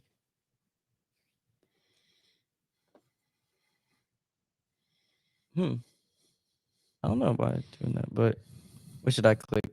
Review? Hold on, I'm going to check it out. Oh, okay. My bad. But the Patriots did fire their head coach, Jerod Mayo, after 1 year with the Patriots. Now, he did have a 4-13 record this year, but a lot of people are questioning Robert Kraft's decision. And take it off and then re-put it on the restream it for Twitter. Oh, okay. Here you go. Excuse me. But a lot of people were questioning the decision by Robert Kraft with this. And I just wanted to share this with you all and share just a couple words from the statement from Roger Kraft and on behalf of the Patriots organization. Excuse me. So he said, quote, "For me personally, this was one of the hardest decisions I have ever made. He has known Jerod for 17 years. He earned my respect and admiration as a rookie in 2008 and throughout his career for his play on the field, his leadership in the locker room, and the way he conducted himself in our community. When he joined our coaching staff, his leadership was even more evident as I saw how the players responded to him.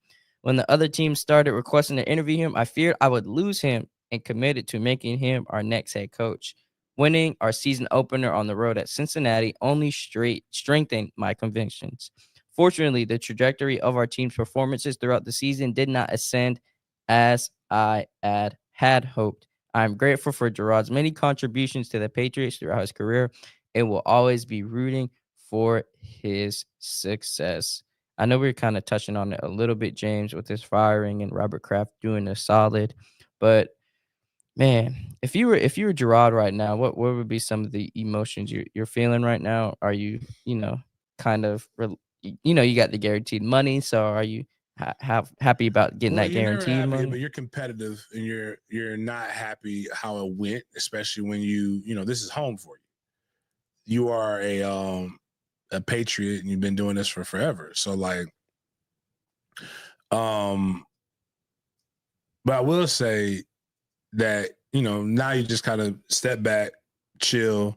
You weren't going to the playoffs anyway. So you just now you reevaluate. You talk to your agent, talk to your family, figure out where you need to be at and start doing your interviews and looking for a job next season if you want to still coach. So these guys are wired differently and he will be somewhere. Mm-hmm. So yeah. On the fire train. So if you guys did not know, Doug Pederson has been let go by the Jaguars organization. So I just want to read off some stats for you. So he's been fired from the organization, and during his tenure as the Jaguars head coach, after 3 seasons, he had a record of 22-29, and then in the last 23 games, he has 18 losses. So before you get into what you have to say about this, James, I will read some of the key points from the statement by Shad Khan, the Jacksonville owner, and some of the things I want you all to know and remember. Excuse me. I had a difficult task this morning of informing Doug Pederson of my intention to hire a new head coach to lead the Jags. Doug is an accomplished football man who will undoubtedly enjoy another chapter in his impressive NFL career. I'll be rooting for Doug and his wife, Jenny, when that occasion arrives. So the one key thing that I will read right now is that I will collaborate with General Manager Trent Baalke and others within and close to our organization to hire a leader who shares my ambition and is ready to seize the extraordinary opportunity we will offer in Jacksonville. So I know a lot of people, a lot of Jacksonville fans wanted Pederson gone, but they also want to see some changes in the GM role with Baalke as well. And with Baalke still being on the staff, many people will feel like head coaches will deter from the Jags because of the bad season. So, James, what do you think about obviously Doug Pederson getting fired, but Trent Baalke staying on the Jags payroll? I hate it.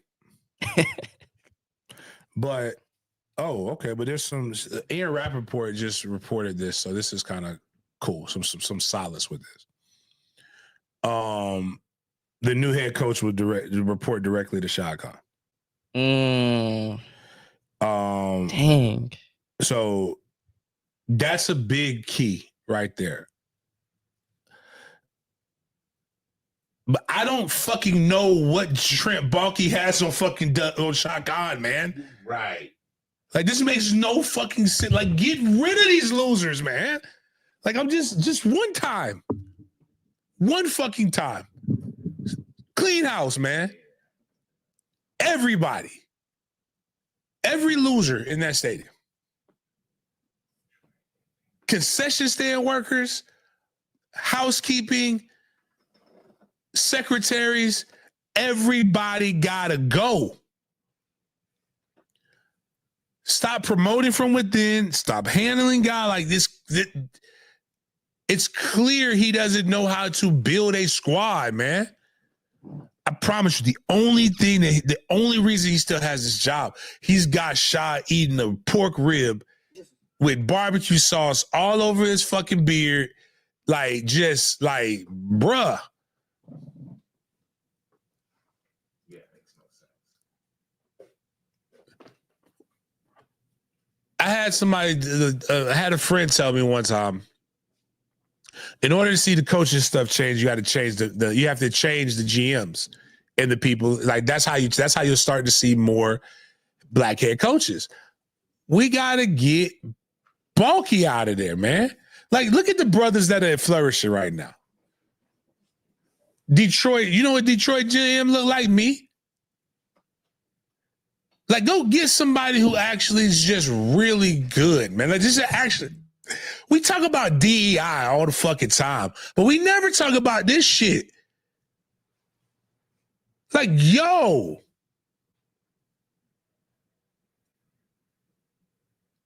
A new head coach changes a lot of this. Definitely changes it. 3-10 in games of one score or less makes absolutely no fucking sense. Like, it's the Jags win half of those games. They're in a completely different situation. They're 9-7, probably trying to go to the playoffs. But like, this is some bullshit, bro. And it falls on Shad. It's his toy, so he gets to do whatever the fuck he wants to do with it.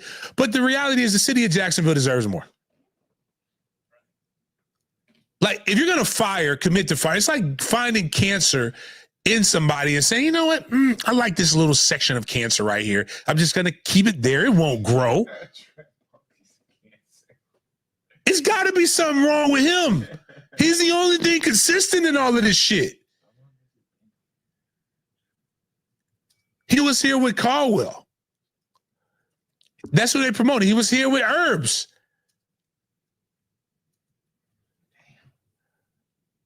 Like the guy, the GM picks the talent. They do the grocery shopping.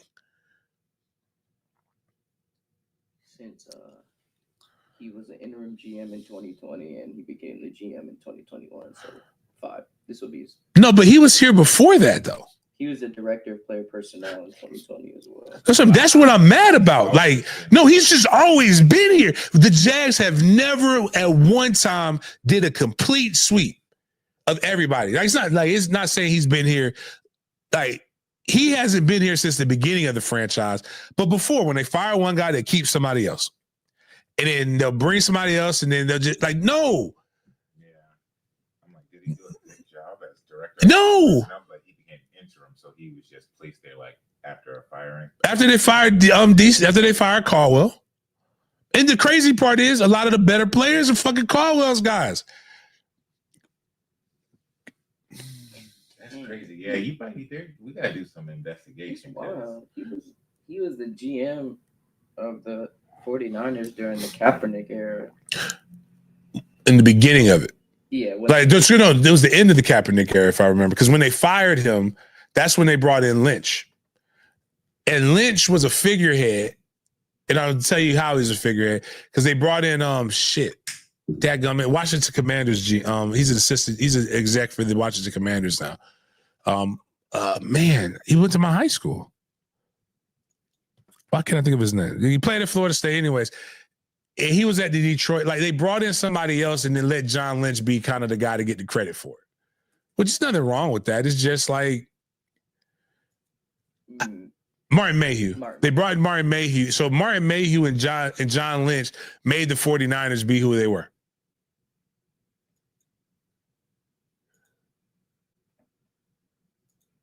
Like, for the life of me, man, I don't understand why this is happening.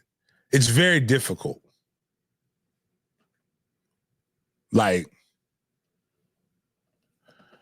I want to go more ham, but it's like, again, just remind, it's the Sultan in Aladdin. Trent Baalke is Jafar. He just has something on him. Like, he just like, he can't, like, he has some kind of spell on him. But I mean, this is egregious. Like, who could be this bad at their job? NFL. See, the problem is like, this is like when I tell people, like when I tell my blacks, right? We were like, oh, that's racism. And, you know, sometimes it is. But then we're like, no, we don't get to do the racism thing. Like, they were bad. They sucked. Like, racism is like, yeah, you don't get, yes, there are, but like, it's hard for white people to say, well, just pull yourself up by your bootstraps. And if you just do your job good enough, you won't get fired. When there's fucking Trent Baalke's out here. You should be pissed because he gives other races an excuse to be mad about shit. That's what makes me mad. I'm like, yo. And Doug P is sitting here probably cussing everybody the fuck out. Like, how you gonna fire me but keep this dumbass? He the one who drafted this shit. You know, Doug P did not want Trevor Lawrence at all. Have you seen the fucking interviews and the fucking passive-aggressive nature in which he talks about that? Also, I want to cuss Miles the fuck out right now. I have to fast. I can't eat shit. And this motherfucker got a goddamn Popeye's chicken sandwich. Yeah, I was like, oh, I can't take Bowser got a Popeye's chicken sandwich and is enjoying this shit right in my face right now. And I'm sitting here thinking like, damn, that sounds good. I'm going to get me a Popeye's chicken. I can't eat it. It's just right in my face. Just like. And he looked at it. That's what fucked me up is that he looked at the shit. Miles went, you know, he eats something so good, he just, damn, is this really a fucking chicken? Popeyes really did that shit. That's crazy because I usually just drink coffee till like. But nah, man. Fuck the Jags, man. Now I got to talk about this shit. Now you know what happens when they get fired. They fired Doug P. I get the text message on an empty stomach. Can you come in at 3:30 to do a podcast? Can you come in to do live TV at 5:30? Now my suit, I'm gonna wear the tightest suit that I got because my stomach gonna be flatter than a motherfucker. So I'm gonna fit it. But the point is that you only half-ass do some shit. And that's what I'm going to tell you. I am going to be on First Coast News today and say that it is, you can't, what happens is, it doesn't matter how much how much air freshener you spray in the bathroom if you don't flush the goddamn shit in the toilet. It's still going to stink, man. But like, There's something going on there. bruh.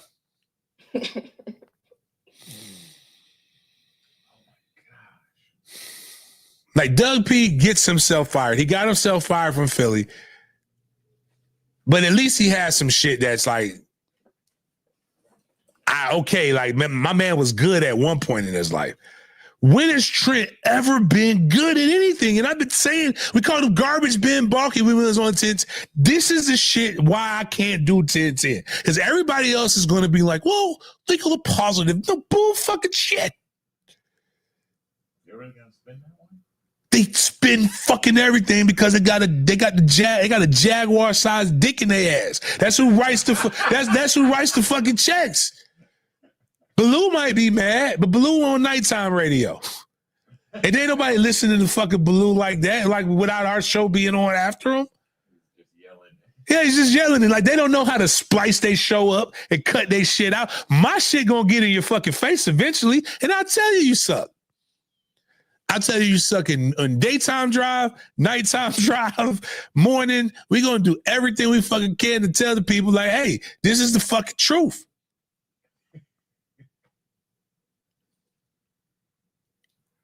Like, yo, it is, as I said again, I say it all the time. It is easier for the Jaguars to have won a Super Bowl at this point than to be as consistently bad as they are. It is not designed to be that bad. That's what I'm thinking about Jerod when I'm like, damn, look at the Jag. Look at, you know, how you gonna be? It's like unless they hire Ben Johnson, but like this motherfucker trying to win a Super Bowl in Detroit. But like unless you hire that guy, man, fuck this, man. The Jets have been gone bad for forever. But the Jets are just like, that's a New York thing. They got something. The Yankees are good for most of their lives. Yeah. At one point, the Yankees won 25% of all the World Series.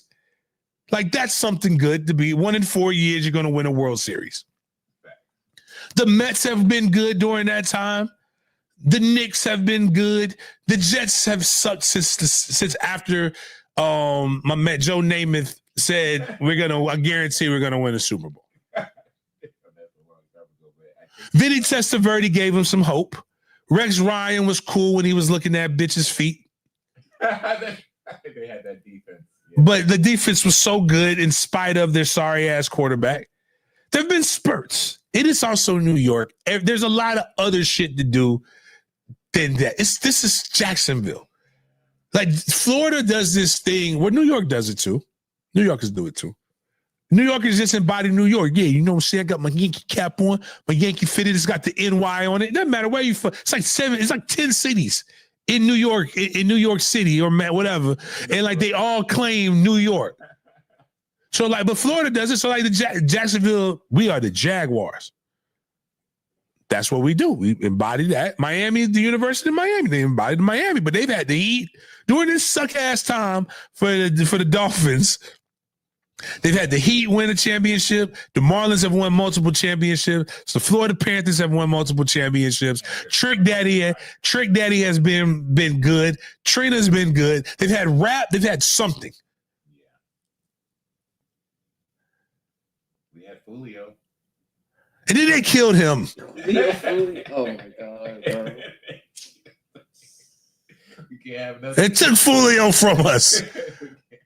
Because you know why Fulio did this, and this is I'm not trying to disrespect the dead.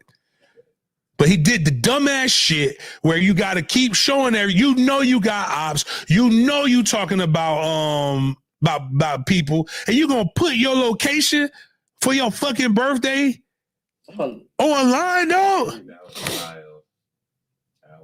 I'd have been scared if I was at the party. Like, you did what? I gotta go. I left my oven on. No way. Shout out to Bud. I need you to hit me up, bro, because my new phone, I don't have your number's not in my new phone, and I'll probably be in Miami in a couple weeks, but I need to hit you up. Shout out to my guy Bud. But like, he put the Magic still suck, but they got fucking Disney World, dog. Let's look at a long history of the bullshit, fucked up decisions that Jacksonville has done in this world in this time. Did you know that Jacksonville used to be Hollywood? Dude. All the movies were shot here. Wow, that's crazy. I mean, Then Mayor Ball said he didn't want that shit here. It's like in the fucking 20s. So they moved out to Hollywood. Walt Disney came to Jacksonville and asked to build Disney World here first. He said, Mayor Ball said, I don't want that carny shit in my city. So they went to Orlando. This could be the happiest place on earth. Instead, it's called the Murder Cap. It's called Jack and Kill, the Bangum. We could have been the happiest place on earth. So at least when life sucks, you have Disney and Universal. But you don't have any of that shit. We got fucking Adventureland. Which isn't bad on a hot day when they got the water park, but it's not fucking Disney World. Yeah, it's oh my gosh, that is crazy. I'm trying to think. You got the beach. We got beach. The beach sucks in comparison to the only people who think Jacksonville Beach is nice are people who don't have fucking beaches. That's what I'm saying. It's cold. Like, we got decent weather. The beach got the sea moss and shit on there. It's murky. We get the bull, like, because again, the way the waters go, like the trash and shit that they dump in Miami, the current brings that shit up here. St. Augustine Beach isn't that bad. The further down, the further south you go, the better the beach is. It's like,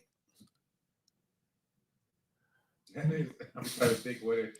Orlando sucks though. The traffic sucks in Orlando. I-4. I-4 sucks. It's like Texas. But Orlando isn't that bad. I need shade. Orlando is popping. Orlando is where you go to vacation. Nobody wakes up and says, let me go to Jacksonville. And I like this city. I do like it. I'm just saying, like, I'm not trying to turn you down. I'm mad because the Shah Khan is embodying the decision, the fucked up decisions of the ancestors that did this shit here before. But those renderings, though. We are the rendering capital of the world. Those renderings look fire. Now, I will say this: in 10 years, downtown Jacksonville gonna be fired if Shah Khan gets it the way he wants. Like, it's not really downtown Jacksonville; it's where the stadium is, which is technically south. I mean, not south, like to the adjacent to downtown. When they tear down the jail and build the jail, so this is how hyped up. We got the best pieces of property downtown is a fucking coffee house that smells stinking shit and a fucking jail. Those are on in the school board. Those are on prime property in Jacksonville. I used to work around there and just wish that the coffee just smelled a little better because It it would smells be a nice terrible. smell if it wasn't that Maxwell stuff. You can throw Maxwell in the bin.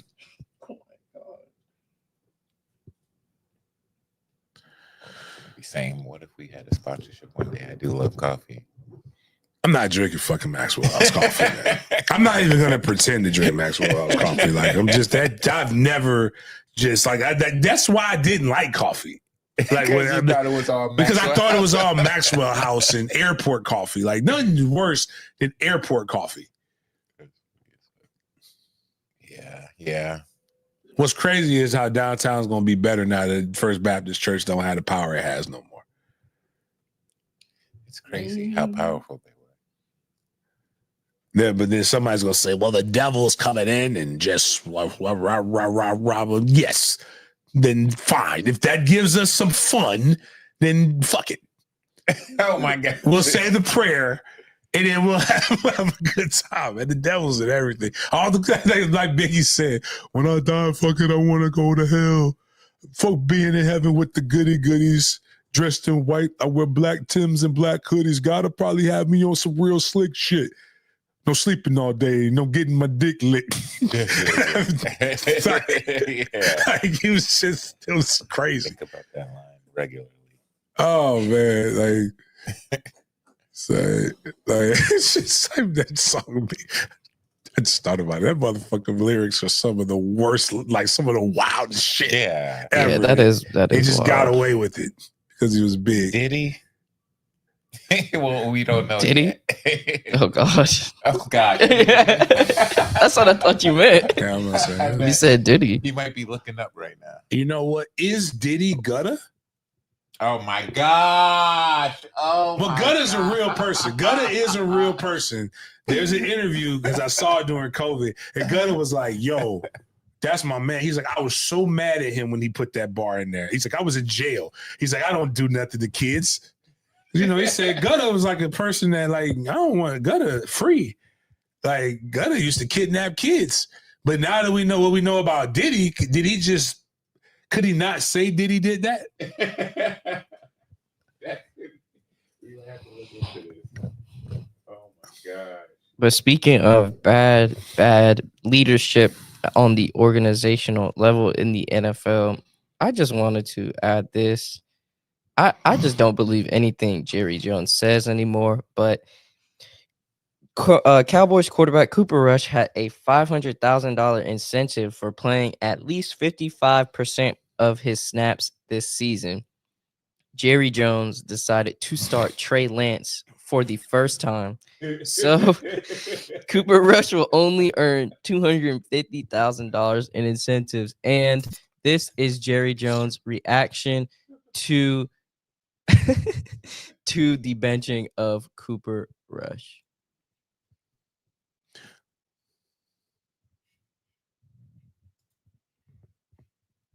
How much did Cooper Rush's contract incentive play into him not playing today? If you I played didn't even know 55 about it. I didn't even know about it I could until turn it up some. I read about it. So nothing at all. Those incentives are in there for the team, and we put them in there so that if someone is, in his case, as a backup quarterback, has to play, they've got the financial incentives, but they're usually put in there because of people representing him, and they should be. So he did really earn some pretty serious incentives this year. And what did you think of Trey Lance's performance? What did you think of Trey Lance's performance? I thought he really played well, and I was really proud of him. I liked the way that he showed delivery on the ball, the arm strength, the way the passes Man, fuck Jerry got Jones. there. Man. Jerry Jones could very well be telling the truth, but How much fuck did Jerry Jones. Cooper Rush's Like, he might not have had any idea that was supposed to happen. into him not playing? Oh no, we could like basically that's what he said. I don't want to hear what Jerry looks like. He see the devil in a year. Like, he's lived a good life, Jerry. It's time to give it up, dog. Like, you're the reason why the Cowboys can't get past some of this bullshit. And Jerry's a very arrogant person, even when he was young. I mean, him and Jimmy Johnson going back and forth. I mean, he fired Jimmy Johnson. And, like, you know, he brought in, you know, that team was built. And him being the GM, he's kind of fucking it up. Like, sometimes you got to know when the game is passed you by, bro.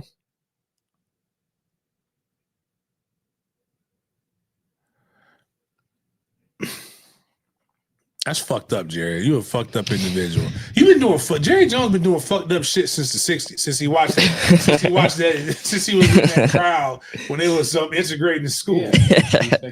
Like, damn, Jerry, you've been a fucked up individual for a long time, bro. Like, I see why you keep you probably eat young people to try to stay alive. He's one of them Illuminati cats. Like, I bet that's what he's doing. Like, if hell's a place, you're going to have the devil can't wait to get your ass. I even have a great time with you.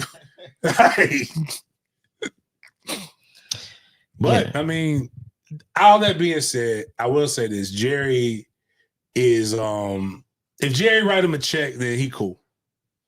Jerry, we know you got it. So break that man off, man, and stop with the bullshit, man. Lie to your pastor. You ain't got to lie to us. Don't nothing go past your cheap ass. Yeah, I definitely do not believe that, but I know you mentioned Jahmyr Gibbs and obviously the level of running back play. So the Vikings ended up losing to the Lions last night, 9-31. But Jahmyr Gibbs, man, he put on a clinic. Before we do that, the amount of ass whippery that Dan Campbell has been giving out these last couple weeks has been nothing short of phenomenal. I love it. When it's going to come a time when he's going to go down. The amount of payback that people are going to give him, but to see this on the way up, though, this motherfucker will run up the goddamn score on you and have no problem with doing it. I love it. Like, because what was a couple weeks ago? Didn't he beat somebody like 40? Like he just keeps whipping ass. Like, he beat the fuck out of the Jags. We were done. Like, clearly, dog, we're dead. We can't do anymore. And he said, nope, you're still breathing. I don't know who Dan Campbell's coach of tree. Because he's just a sumbitch. I love it, man. I haven't seen that since Bill. I mean, I like that shit. Like, if you don't like getting your ass whooped, fight back. In the NFL, yeah, I definitely. Fucking pros. I ain't here for no self-esteem and shit. So Jahmyr Gibbs is the first Lions running back with 4 touchdowns in a single game since Barry Sanders in 1991. Insane. Jahmyr Gibbs with the 4 touchdowns yesterday. I'm pretty sure his betting odds were if he scored 3+ touchdowns, it was plus 3,600, I believe. If you did that, if you did those betting odds. But with his monster performance last night, he is the #1 touchdown scorer in 2024 with 19 touchdowns. And this, mind you, he had to split the backfield with another legendary running back. So with Montgomery. So even getting in the top 5 of this stat is nothing short of amazing. But man, are the Lions your team to make it out of the NFC, James? Are they going to are they representing the NFC in the Super Bowl? It's gonna be tough to beat them, man. Like, real tough. I'm trying to think. Well, I mean, the Vikings would be the other best team, and they just got their asses mud stomped. They got their fucking teeth kicked in. I can promise you, the Bakers ain't doing that. Bro, people are stupid. I gotta share this. I'm sorry. I'm trying to think who else. Oh shit! I never watched that movie, but that scene is always funny. Oh wow! Look at me. I'm America's team now. Like, they found the most African, you know how it's, but then again, it's not racist if that's what they look like.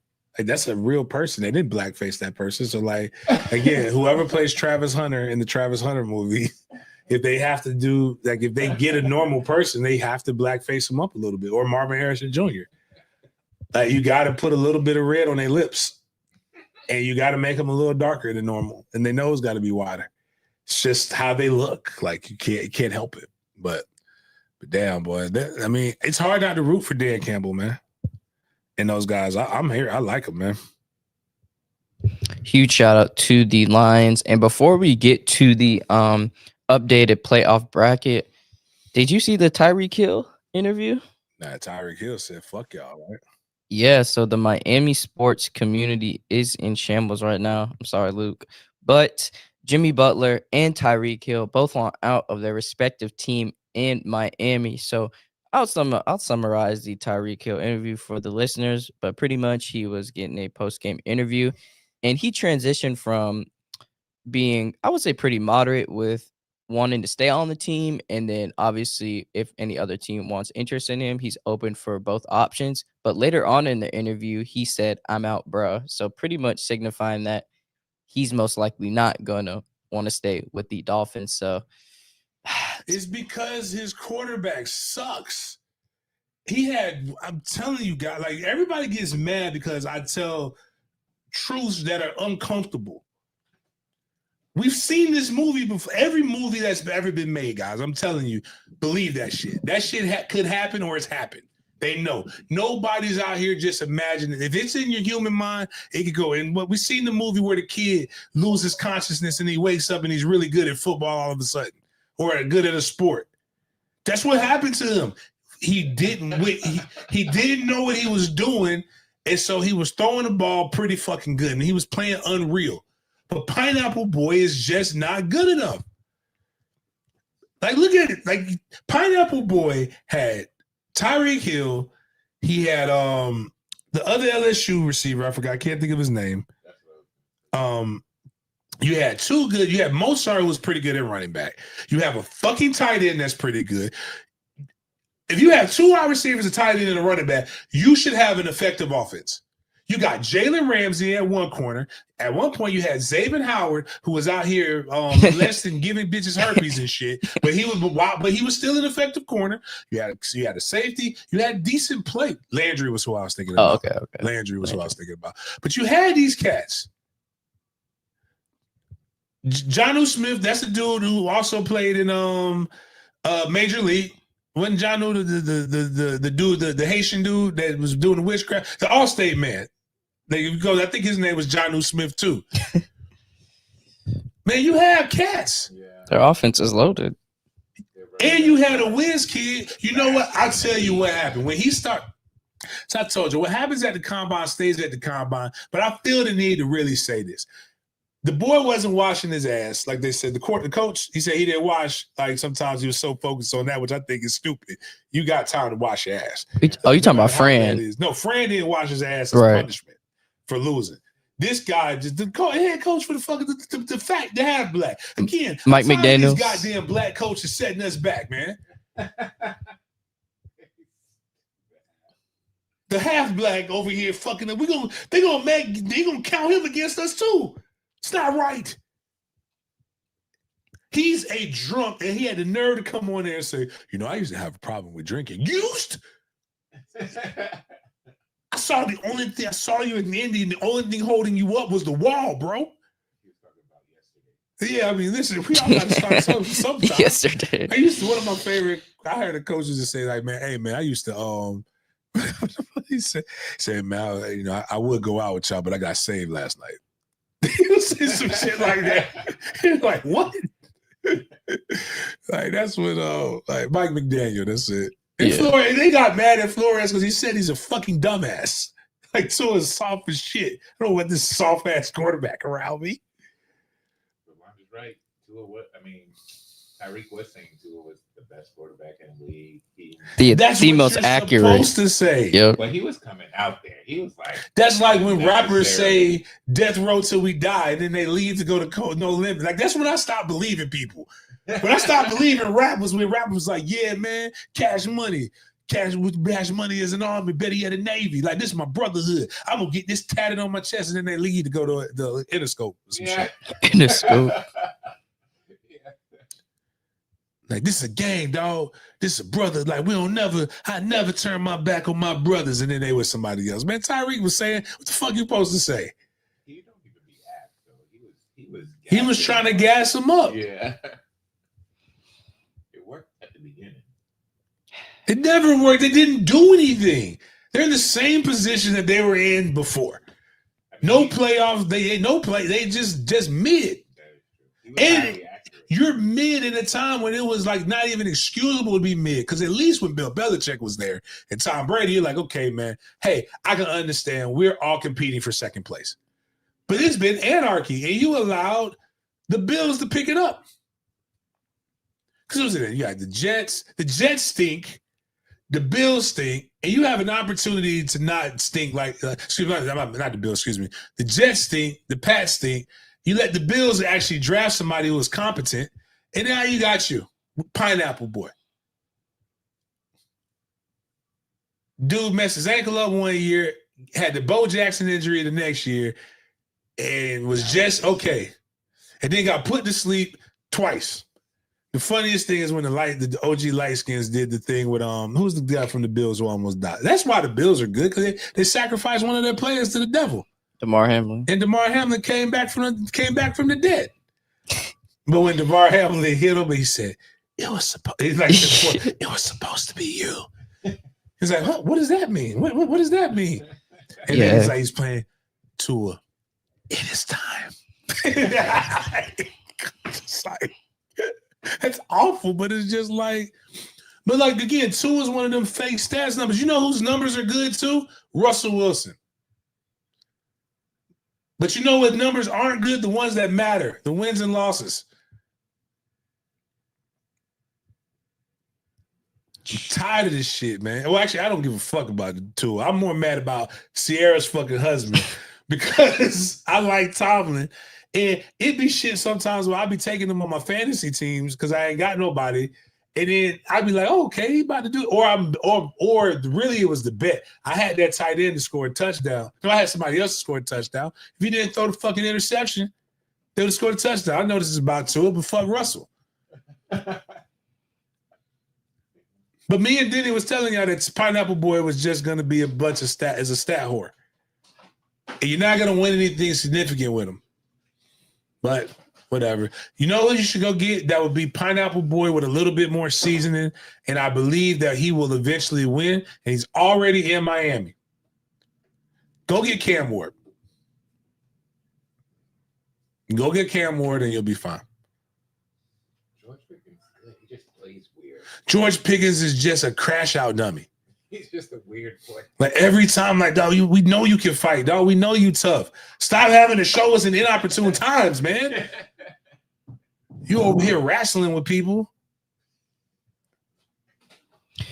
So to cap off our NFL segment, we got two more things to touch on quickly. So we have here the updated and the final NFL playoff bracket for the 2024-2025 season. I'm hyped for these games. So Kansas City will face the winner of the Los Angeles Chargers and Houston Texans wild card.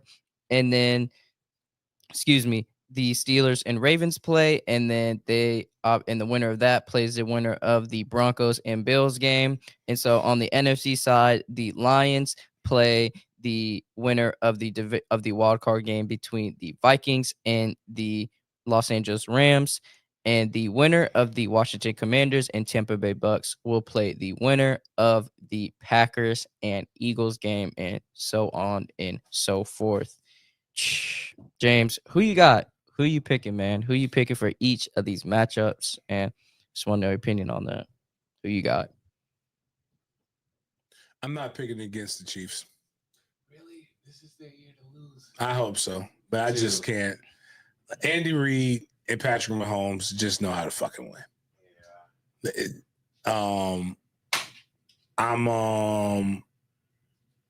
I don't think the Lions make it though. I think we're gonna have a rematch. No. Chiefs Eagles. Rematch from 2 years ago. Yeah. I don't see. I see the Lions making it to the championship. Super Bowl, they're winning. Really? Yeah, the Lions getting the Super Bowl, they're gonna win. I see them making it to the division championship easy though, for sure.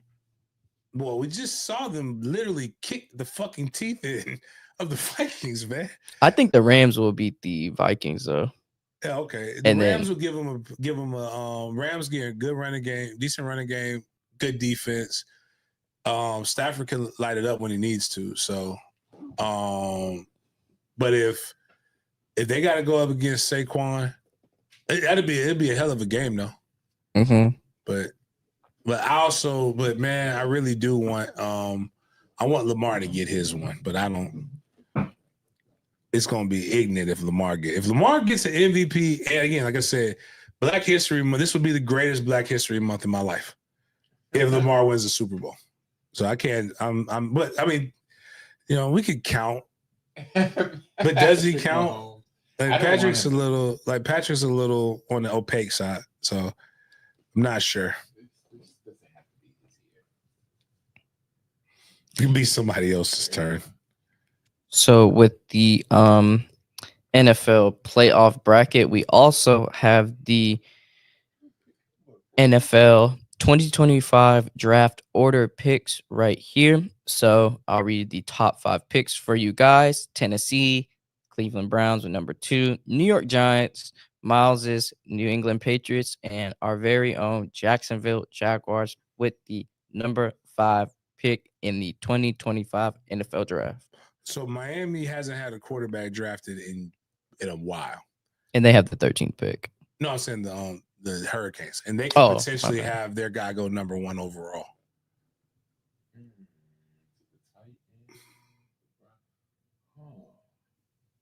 So the Titans need a quarterback, Browns need a quarterback. So actually, no. They don't need a quarterback because they're paying Deshaun still. Yeah. But there's no such thing as a salary cap. Like salary cap doesn't exist. Like they'll figure out how to give them that. I don't think they're gonna try to. I think the nut ass freak bull is gone. Yeah, for sure. But you've got 3 teams that need a quarterback, so it's about to be a run of mid. The Jets, I think the Jets like what they have. The Panthers don't need one. The Saints need one. Cowboys need one. Dolphins might try to get somebody. Wow. It could be a run. But this doesn't help Shadur. I can tell you that much. If the Raiders don't pick a quarterback, pick Shadur, that's 1, 2, 3. That's 1, 2, 3. So there's 4 quarterbacks could be picked in the 5 quarterbacks could be picked in the top 10. So that's wild. Crazy. A lot of franchises are going to be disappointed. Yeah, we'll see what these teams will do. And we will now transition into the Big Games B.S. segment with a highly, highly requested topic from the chat, just from social media and trending sections as well. If you guys did not know, we're going to kick this off to you guys with this right here. So, if you've been hearing the news about Jerod Taylor, Skip Bayless, Emmanuel Acho, we will uncover that right now. So, a former Fox Sports hairstylist by the name of Nushin Faraji, she's Persian, I think, alleges in a lawsuit that a network executive, Charlie Dixon, used his, quote, position to sexually harass women, as well as that Skip Bayless touched her inappropriately and propositioned her for sex. Nushin Faraji has worked from Fox Sports from 2012 through last August. So the reason how Skip's name got mentioned is because she would claim that Skip would, whenever she would be doing his hair, would have, I guess, would be inappropriate hugs, like pressing up on her and things of that nature. So one of the things I wanted to share with you all is a alleged quote from the plaintiff. She said, approximately 1 week later, Mr. Bayless made another advance at Mrs. Faraji. Miss Faraji responded, "Skip, stop. You have a wife." Mr. Bayless responded, "Aren't you Muslim? Doesn't your dad have 3 to 4 wives?" Miss Faraji responded that her father was dead. And when Mr. Bayless looked taken aback, she made an excuse to leave. And this was after Bayless tried to offer $1.5 million to fornicate with Miss Faraji.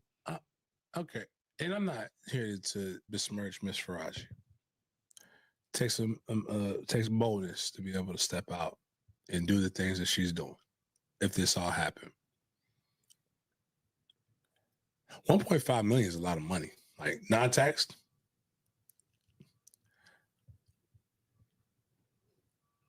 I'm just saying, if he's not asking you to do no gay shit, right? I'm sure she's had sex with worse men than Skip Bayless. I know women, this purity thing and all that, but just if Skip Bayless's wife asked me for 1.5, asked me for some dick for $1.5 million, you know what I'm gonna give her? I'm gonna give her the best dick she's ever had in her life for $1.5 million. You can always be pure and just forget about that. You can't always be a millionaire. You do hair at Fox. And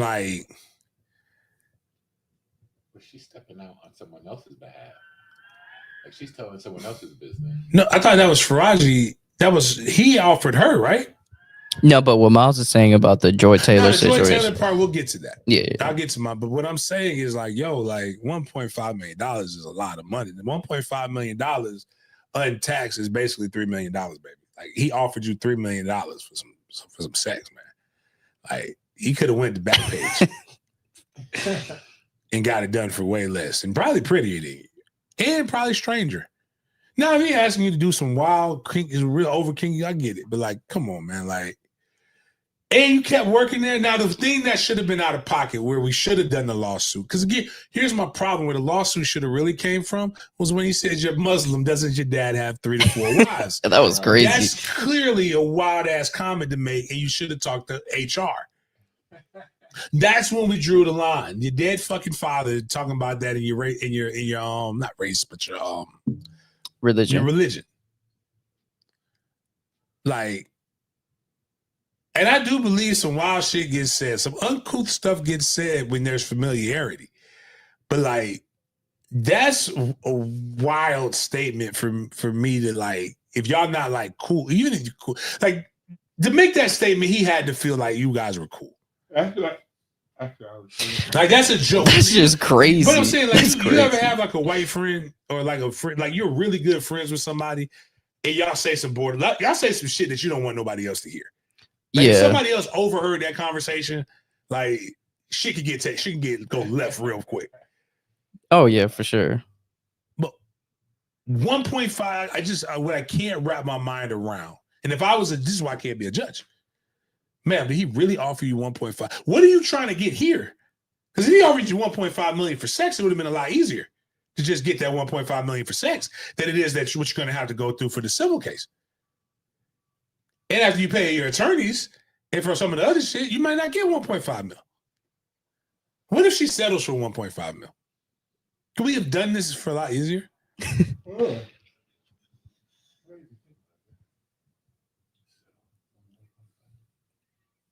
So if you guys are wondering how Joy Taylor got wrapped up in this situation, let me see if I pronounced her name right. Faraji was dry snitching on everybody. She said everybody can get this work. So this is bigger than Nino Brown. This is bigger than Nino. And if you guys are wondering where I'm getting these pictures from and these claims, she did file a 42-page lawsuit, and it's on the Fox website. So make sure. Oh, Fox is reporting themselves. I think it was Fox, if I'm not mistaken. Let me check. Is public record. It was it was on Front Office Sports, excuse me. So they posted the article, and obviously the 42-page lawsuit was hyperlinked into that as well if you guys want to read it on your own time. But if you're wondering how Joy Taylor got involved with this, let me read you something right quick. Let me blow it up so y'all can see it. So, quote, the main claim was Mr. Dixon gives Miss Taylor, Joy Taylor, undisputed as a reward for having sex with him. And Mr. Dixon is one of the top executives.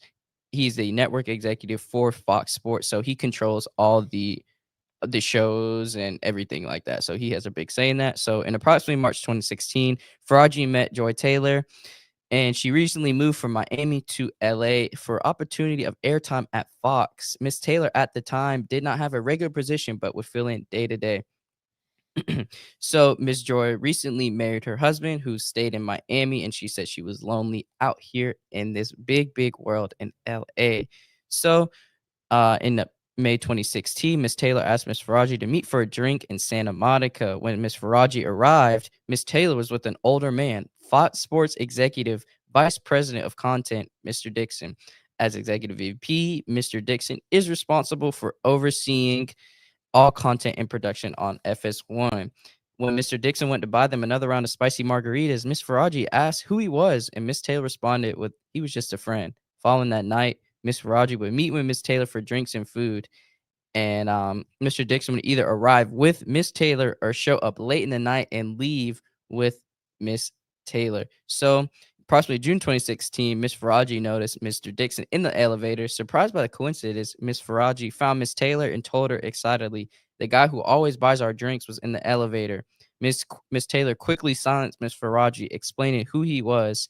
Miss Faraji became alarmed and warned Miss Taylor that such a relationship was unsafe. Miss Taylor told her not to worry about it. Miss Faraji continued to be friends with Miss Taylor, but tried to distance herself. And so it just keeps on going on, blah, blah, blah, blah, blah. And so Fox employees got a new word about a show we all know in the sports world, Undisputed, and it would star Skip Bayless and Shannon Sharp. So Fox wanted a women to kind of spearhead the show like a Molly Kieran with First Take. But it says in the lawsuit that it came into surprise when they want Joy Taylor because she was a bartender and a radio host in Miami with very, very little TV experience. Now it says right here, if you read a little bit down, Mr. Bayless later disclosed to Ms. Faraji that he did not want Joy on the show, but Mr. Dixon, the executive VP, was adamant that Ms. Taylor should star. Mr. Dixon arranged a dinner between Mr. Bayless and Ms. Taylor where she arrived in provocative clothing and acted in a provocative manner. When that did not change Mr. Bayless's opinion of Ms. Taylor, Mr. Dixon asked him to approve of her as a favor to him. Reluctantly, Mr. Bayless agreed to do so as a favor to his friend. So this is the kicker right here. Miss Faraji attended a dinner with Miss Taylor and her husband at the time, and Mr. Dixon and his wife. During the dinner, Miss Taylor's husband became suspicious that Miss Taylor and Mr. Dixon were having a sexual relationship. Soon after the dinner, Miss Taylor's husband found evidence of the inappropriate relationship and divorced Miss Taylor. In approximately September 2016, Undisputed started. Miss Taylor requested Miss Faraji to do her hair in approximately November 2016 after not allowing anyone to touch his. So pretty much that ended right there. So yeah, that was how Joy Taylor got involved with the situation, and Emmanuel Acho got involved as well. So from what I shared with you all right here, as Emmanuel Acho still hasn't tweeted since all of this is happening. He has not made a statement. He gives his opinion about bullshit that we don't even give a fuck about all the time. Mm-hmm. This is good. So in February 2020, Joy Taylor asked Faraji to meet for lunch again.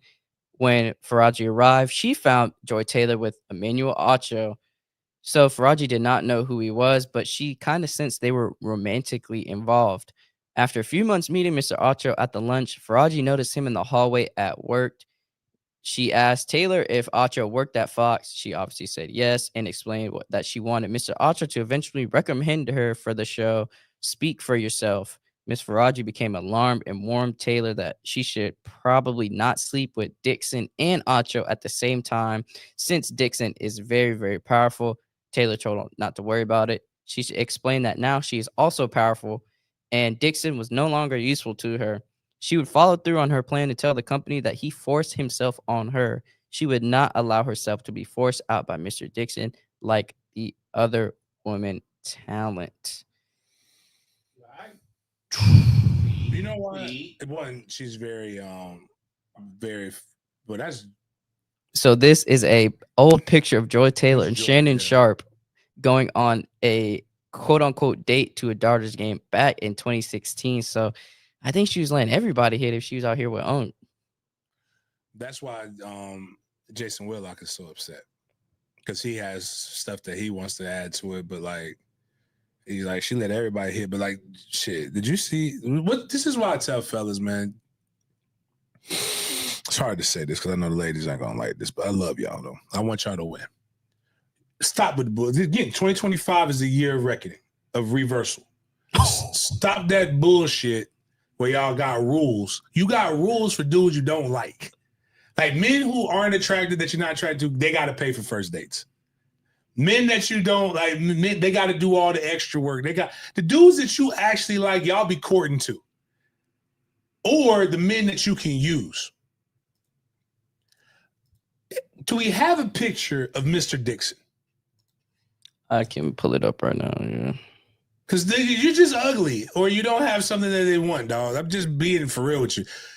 She let Mr. Dixon hit, and she's got no, like, it's just everybody was smashing. And that's that world. That's good for her. Like, I don't have no control over her contract with her husband. And good for her husband for stepping up and just saying, like, once she left to go to LA, like, this is who they fucking. This is Charlie Dixon, the executive VP. I divorce her ass so quick. And I'm going to get this bread. I'm going to let her get the contract first. Then I'm going to divorce her. I'm going to get this bread. I'm going to do all the shit that women do to men. Did she say on there that she would pretend that he forced himself on her? That's what she said. She was going to. So, she had it set up. She had an outclass. Brother, it is. Do you have any legal defense for us as men for someone? This is why. But this is all allegedly still, too. I always say, even with this is just like the only thing that makes me, which is why I know we've talked about this on the show. Anybody who's listened to this show for a long time, what do I say about going to trial? If you put it in the comments, this is why I know it's good. This is why I know it's going to get settled. And I also know corporate America, that this shit happens in corporate America. I also happen to believe, before I get into all this, Joy Taylor is actually pretty good at her job. Even if you fuck your way to the top, you still got to be good. Like, you still have to have something. Discovery is a motherfucker. You have now, here's what we have. You have a divorce, which is a legal thing. All they have to do is subpoena the husband, the ex-husband, if he has proof. I know for a fact Joy Taylor, I've listened to Joy Taylor talk to some people on podcasts. I've also know how women group chats are. You do not want them motherfucking text messages subpoenaed. So people who are like, oh, she just, okay, fight that shit. You know what you do when you really, the person who, even though I know Jay had a little bit of showmanship in it because he knew he couldn't really do nothing. Jason Whitlock? No, Jay-Z. Oh. When the person came up and said, take that shit to trial, bitch. Let's go. I encourage you. Let's do it. When you really have it, you start putting out that shit. Emmanuel Acho not stating anything. Like, Emmanuel gonna put every word in the dictionary out there. And he hasn't made any statement yet. He's quick to come and not let you attack his character. But he got no statement. That doesn't mean he did anything wrong, right? But what that does mean is that there was something done. And it's just like she's even made a statement like, she'll pay for sex, but she gonna want you to do some. It was wild, some of the shit that she said.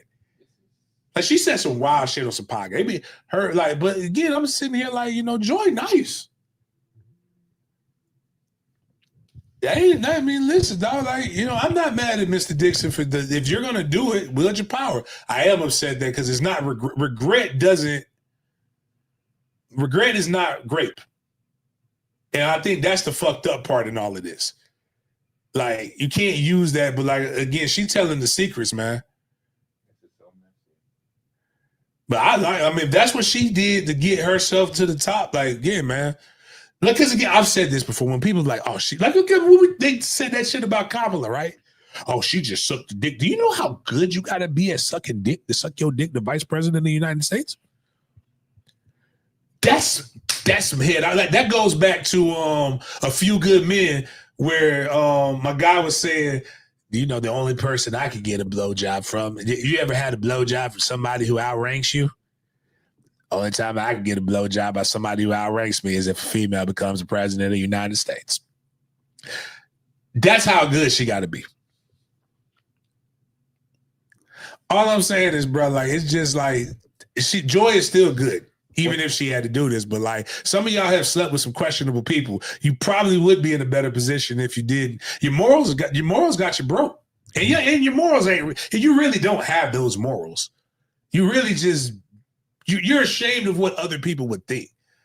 I'm only mad that if Joy said that she was going to charge this man for forcing himself, that's what I'm like. That's really the only thing that makes me mad. That's about like this. Plotting to rob or harm someone. Like, that's definitely. Anyway, what does the hairdresser get out of she letting out Joy? I still don't understand why the hairdresser didn't get 1.5 million. I think she's just trying to throw as many people. I think what it is she not. She's suing Fox, so she has to probably present a case that Fox has a climate or a culture that That and makes sense. that I gay get gauge is that. in it, and that she was fearful, and might be why she was terminated. So you bring in all of these other different things. I thought Skip was getting hit. But what's fucked up, you know who's the innocent party in all this? Jason Taylor. Hall of Fame defensive end, coach for the Miami Hurricanes. That's his sister. That's his little sister. Oh, really? Yeah. Oh, he's beloved. That's his little sister, who everybody is saying has been tossed around like a blunt at Fox. She bad too. But yeah. That's devious, man. She's bad for like that kind of environment. Like she's good looking. She like from the waist up.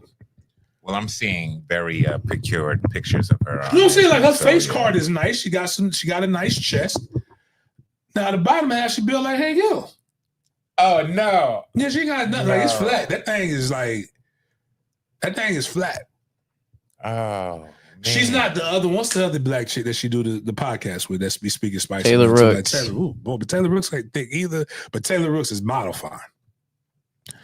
But Joy is nice, and then she talks sports, and she talks like the dudes, and like that makes her attractive. And like let's be real with guys, man. Like if you had a moderately attractive woman that offered you $1.5 million in corporate and the ability to climb the corporate ladder, as long as she ain't got nothing.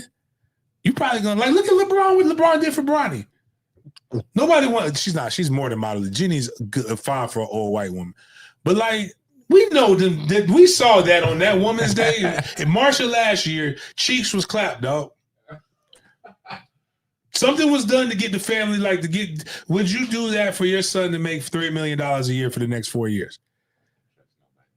These people are so evil. I'm just saying, LeBron's probably clapped worse outside of Savannah, than a billionaire white woman. This is a safe space, man. I'm not telling you to. Now, well, again, we just don't want everybody knowing our shit. But here's where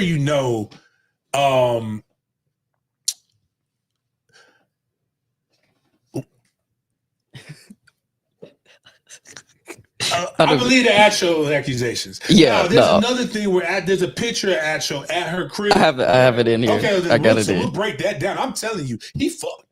But listen to him talk. This is he smashed. Just got done with rehearsal for the new show Speak, and I got to take a moment to shout out my co-host Joy Taylor. A woman, a black woman, daily show, sports. Do you all realize how hard it is to get into the position that she is in? So often there's misogyny and sexism running rampant in sports, and we don't even care what women have to say in sports.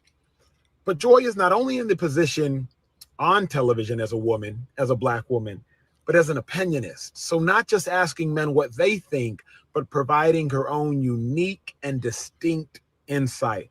It's hard to do, and Joy, you have done it. So congratulations. Looking forward to working with you, and hope y'all tune in 4:30 to 6 Eastern every day starting next week. That man freshly clapped. There's a lot of things that we can break down in there. That man smelled his hands 5 times. Yeah, that's what 47 seconds. That's what everybody was saying online. That he kept smelling his fingers. Joy Taylor smells like the cinnamon honey butter from Texas Roadhouse. That's the only reason that man did that, dog. That's some good butter. She must smell phenomenal. That's crazy. I don't care how much you talk with your hands, dog. Nobody. But then look at this, dog. This man at the house with covers, they drinking. Look at his feet. This man is raw dogging her floor. So that lets me know he was raw dogging her. You gotta move me up, bro. Look at that. Oh, he got the whole fucking foot there, man.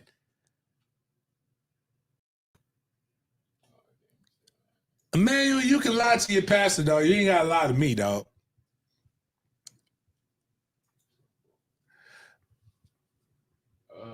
He got a pair of drawers. He got his own drawer. I ain't never seen her, man. Look at them teeth. Look at that mouth. Her mandibles, her game probably. She probably just. Is Joy Taylor an eater? From this lawsuit, that's what it seems like. She'll eat it, dog. She'll eat it, man. Man, what a life. They messing up the game for Everybody. bro. Raising the price of pussy. For me. For broke And people again, dudes, just realize, man, a chew is lame as fuck. Get you some focus. Again, this is why women hated Kevin Samuels. Because Kevin Samuels was telling dudes, get focused on yourself, get yourself together, and you'll be fine. You get yourself together, get you a little bit of power, and there is no woman that's unsmashable. And the other part is, brother, if you get married, find you someone that you just truly love. Like you love outside of sex, right? Yeah. And here's why I'm telling you this. If she wasn't a virgin when you met her, and you can forget the dicks of the past, hopefully she has something that's with her that can help you forget the dicks of the future. Because if you're the only way you can tell if that pussy is not tarnished after you married is if you're around that pussy the whole time. A dude in a powerful position that ain't been used to nothing is going to wield his position, and women too.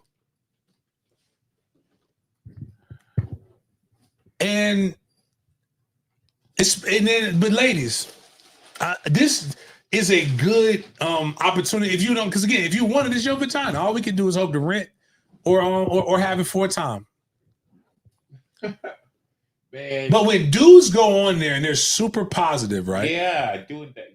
Who was the dude that got the dude who got killed, who had his wife was fine too, had her dressing all homely in the bonnet and like had to come in the dude D something like that was always in his car telling women about men.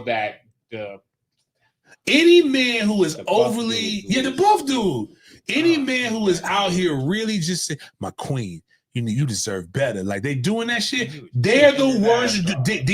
Derek Jackson. Like them, the one they trying to smooze their way into the pussy. I pay for it. Y'all mad at Future when Derek Jackson is worse. So much. That's a legendary movie quote. Rob, that's wild. That is legendary movie what we quote. Gotta put for if you put a short out there and me calling Taylor Rooks a eater, you got to put I remember you. They used to call you Jawbone.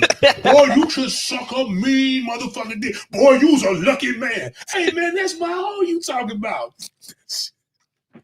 That was House Party 3, right? So women again, I'm just telling you this. We like that whole shit, right? I love horse. We love that whole shit. The problem is y'all be stopping that whole shit and becoming prim and proper when you get the dude. But the problem is you got to be selective with your whole shit, and we don't want the whole shit to come back to us. I don't want my girl. I don't nobody. We know she got that fire head. Look at the mandibles. Look at that mouth. The problem is I don't want him knowing. I don't want me and Acho over here having to share stories. Slap high fives about how she sucked our dick from the back. Slap high fives. Like nobody wants to do that. It's if not for the husband or because I know y'all don't give a fuck about us. Fuck the men, right? It's your do it for your sons. Do it for your sons, man. Like the one thing my mom could have been a whore for all I know. But the grateful thing I have is that I've never walked around the city and somebody be like, boy, your mama, oof. Man, your mama was a good woman. I'm like, boy, I would knock the fuck out of you for talking about my mama like that. I know what that means. But now you got Joy out here, but she ain't got no kids, I don't think, but she might have her son one day. And now her son got to be like, damn, my mom was out here getting tossed around the back office rooms at Fox. Just a mouse. No thanks. Speaking of sons, though, I know we spent a lot of time on this, but man, this next one is just even wilder. But like you said, people going to do what they got to do. That's just, like this shit right here, dog. This son fuck her son, too. Yeah, this is weird. Fuck Nico and Draya. So Draya Michelle took her son, Nico, who's 22, to see his stepdad, and you heard that correctly, stepdad, Jalen Green, play at his game because Jalen Green is on the Houston Rockets, and they are the same age. So I just want to take a couple seconds. What's 39 minus 22? What does that equal? What does that come out to? 17. You'll never make me believe women are predators, just as much predators as men, and predators try to redo this shit. She was preyed upon at 17, getting knocked up. I'm assuming it was by an older dude, and now she's going and preying on young dudes, and got a young dude sitting next to her. Your son ain't shit, and you ain't shit. What's the son? The son over there compete, man. But let my mom come with it. I'm 40, right? Let my mom bring a fucking 40-year-old man to my house for fucking Christmas. Oh, I don't give a fuck how grown he is. Brother, he's clapping like, dog, like you are friends with a dude who's clapping your mom's cheeks. I mean, he can't fight. Clearly can't fight. Like, this is what happens. This is why people, not all single mothers. I was raised by a single mother, but we got to have more dads in this world. Like, y'all got to step the fuck up. Stop letting these women just take. I know the court system is against us. We got to fight, dog, especially when it's our sons, dog. We got to start really putting this game in this shit, dog. Like, this little boy is just living off of his mom's fame and is happy to be here, but, like, he has no pride. This is going to be a dude that's going to procreate with another woman and create another dude who ain't got no fucking pride in themselves. Like, I'm not talking about fucking like Joy Taylor if you're a guy. That's different. This shit right here is wild, dog. Your mom brought you courtside. Like, I joke about my homegirl Sheena saying, like, a lot of the dudes that's with that you date Sheena, you better be secure because all of your favorite superheroes and football players from back in the day have tried to holler at her. She can get all your favorite cards signed.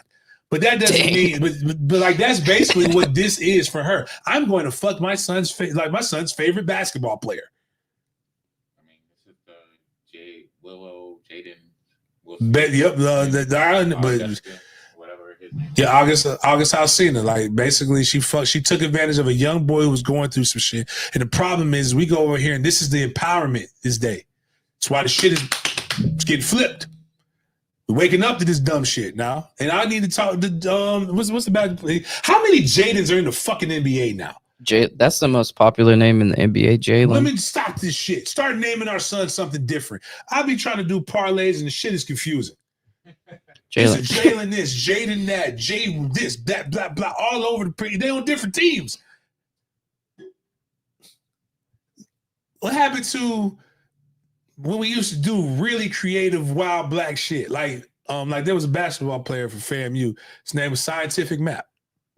No way. Dead serious. Look it up. Scientific Map. That kid not. Nah. That's wild. I promise you. I used to be, when I was the ball boy of FAMU, getting predatored upon by some of them FAMU women during that time. So I look like I'm in the same height. I'm in the same height since I was like 11, 12. I look like the small freshmen that come in.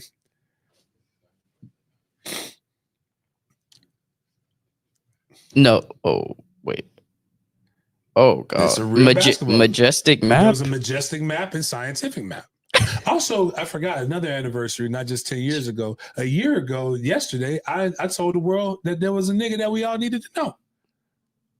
That was when we found out about Noah Knigga. Noah. We found out that there was a real Knigga out here. Scientific Map. I'm just Scientific Map, Majestic Map. I'm just saying, dog. Like, if you, man, that's a hard name. I ain't gonna lie. Ho's got a hard life, man. And I'm with you, man. Provide for your kids by any means, man. It ain't that hard. Wet pussy, warm vagina, and good lips. You should never not have a bill paid. But what I will say is, what we got to stop doing is just going around and just throwing this shit off like it's like it was the coldest Crawford till, dog. And there's a Kool-Aid McKendry. There's a lot of wild names. I like those names better than I like all this Jaden, Jalen, and Jaden shit. No offense to you. I know that. But it's just a lot of them in the NBA. Like, it's just like they're everywhere, man. That's funny. It's almost like you see a light-skinned hooper and you automatically just Jaden, right? Jaden, Jalen. Nope. Okay. I narrowed down 90% of the names. All right, man. Let's get some purity in here, man. Let's bring it back. Shout out to rappers, mixed kids, not named Jaden or Jalen, doing their thing here in the music industry and balling. I might swerve in that corner, whoa, whoa. Bitch, hold on tight, cause I tweaking this bitch, I letting shit go. And I heard that she wanna show, whoa. Me who she be, I'm kinda fucking with it, show me some more. You ain't about that murder shit. You ain't down to lose your cool and go and hurt a bitch. We got them hookups on them renters, now we murking shit. Tin it up, spin it, let that 30 spit. Bitch, you want your fucking cracked out. Leaving niggas up though. Young niggas out, soldiers out the window, swing off. My niggas show love that the hood never want to show. But now you know we all around this bitch, I got it sold up. I throw my threes up, and as you see, I hold my phone down. Cause I know Baby Joe gon' pop out when it's time for showdown. On the block, packaging, gotta take out once the currency. Got an 8 around my waist, and around this ring, no not to play with. I might swerve in that corner, whoa. Bitch, hold on tight, cause I tweaking this bitch, I letting shit go. And I heard that she wanna show. Me who should be, I'm kinda fucking. It just brings me to my 2000s. This would have been fly. I'm so glad I gave up on rap at an adult age, man. Y'all done did some crazy shit. Y'all done did some crazy stuff to this thing that I thought was an art form. That's insane. I'm still just thrown off by the fact that she brought her 22-year-old son. That's the same age as her fucking baby, as her about to be baby daddy. No, she had the kid. She had a kid. I think it was a daughter. Yo. I mean, I'm not even that mad at the age gap. You know, what's his name? What's the actor who always dates young girls? Don't let him get past 25. Leonardo DiCaprio. But he don't have a kid. Yeah, that's the part. And he's not taking his kids to their job. Like, I'm saying, he's not really even a kid. He just wants to go to a game. I don't want to be nowhere. I don't give a fuck how famous he would be. I don't want to be around. Mom, you're not finna parade me around like you're a good fucking mother. And this is a woman that, yes, I mean, guys, just 2025, we need to be able to have awareness. That's the year of self-awareness. Because this isn't City High, you know, this isn't a last resort. This is you're greedy and want easy money. But even that girl had awareness because she said, what would you do if your son was at home crying all alone on the bedroom floor because he's hungry? And the only thing that matters is to sleep with a man for a little bit of money and his daddy's gone. Somewhere smoking rocks now, in and out of lockdown. I don't got a job now. Right. So for you, this is just a good time. But for me, it's what I call life. That's not what she was doing. That was a plus. Exactly. Like, but she's claiming those virtues like that's her life. Like it's hard out here, so we're gonna have to do. I'm saying people are gonna be real mad at me when I'm telling my son. I'm gonna tell son like, hey man, your first piece of good pussy is gonna revolutionize your mindset. You don't get wrapped up in it. It's tough. You gotta get out of that. Get some average first. And then I'm gonna tell him, man, listen, bro, pretty women. Sometimes overly gorgeous. You define it I'm telling them, son, when you find a pretty girl that get fucked right, you marry that motherfucker. You wow with that because there's some pretty girls they don't want you to touch their hair. They don't want to do other shit. So it's too many. You don't need all that, son. I'm gonna tell my son, and I'm also gonna tell him we are not getting married or trying to have kids until after 26 years old. Oh, yeah, that's so smart. Yeah, live your life so that you can Yes. You live your life, because then what happens is unless they find somebody that's I'm approving shit. I'm probably going to be the one to marry them, to set them up with marriages. But go find somebody that you can live, college. That's lived, that has some things, that has security, that has some shit. Because you marry not just for procreation, you marry for the preservation of wealth. Y'all got to realize this, man. Marriage is a business construct. It is not that shit that you've been sold. Love was invented by Madison people on Madison Avenue to sell nylons. Anybody watch Mad Men? That's one of the biggest things. But you got to go out here and you got to find you. But again, it's scary because you don't want pretty and whack in the sack, and then you don't let the good pussy woo you. It had you doing crazy shit like Travis. It's gonna have you looking real stupid in these streets. And then real talk, I've had pretty women who are also good in bed who the annoyance made me think vagina's not even that good overall. I just changed my mindset as a man. Like, you know what? Peace is better than pussy. It is. A piece of pussy is good, but peace is better than pussy. And that's what a lot of women know. You don't call me every night, bitch. It is quiet. Yeah.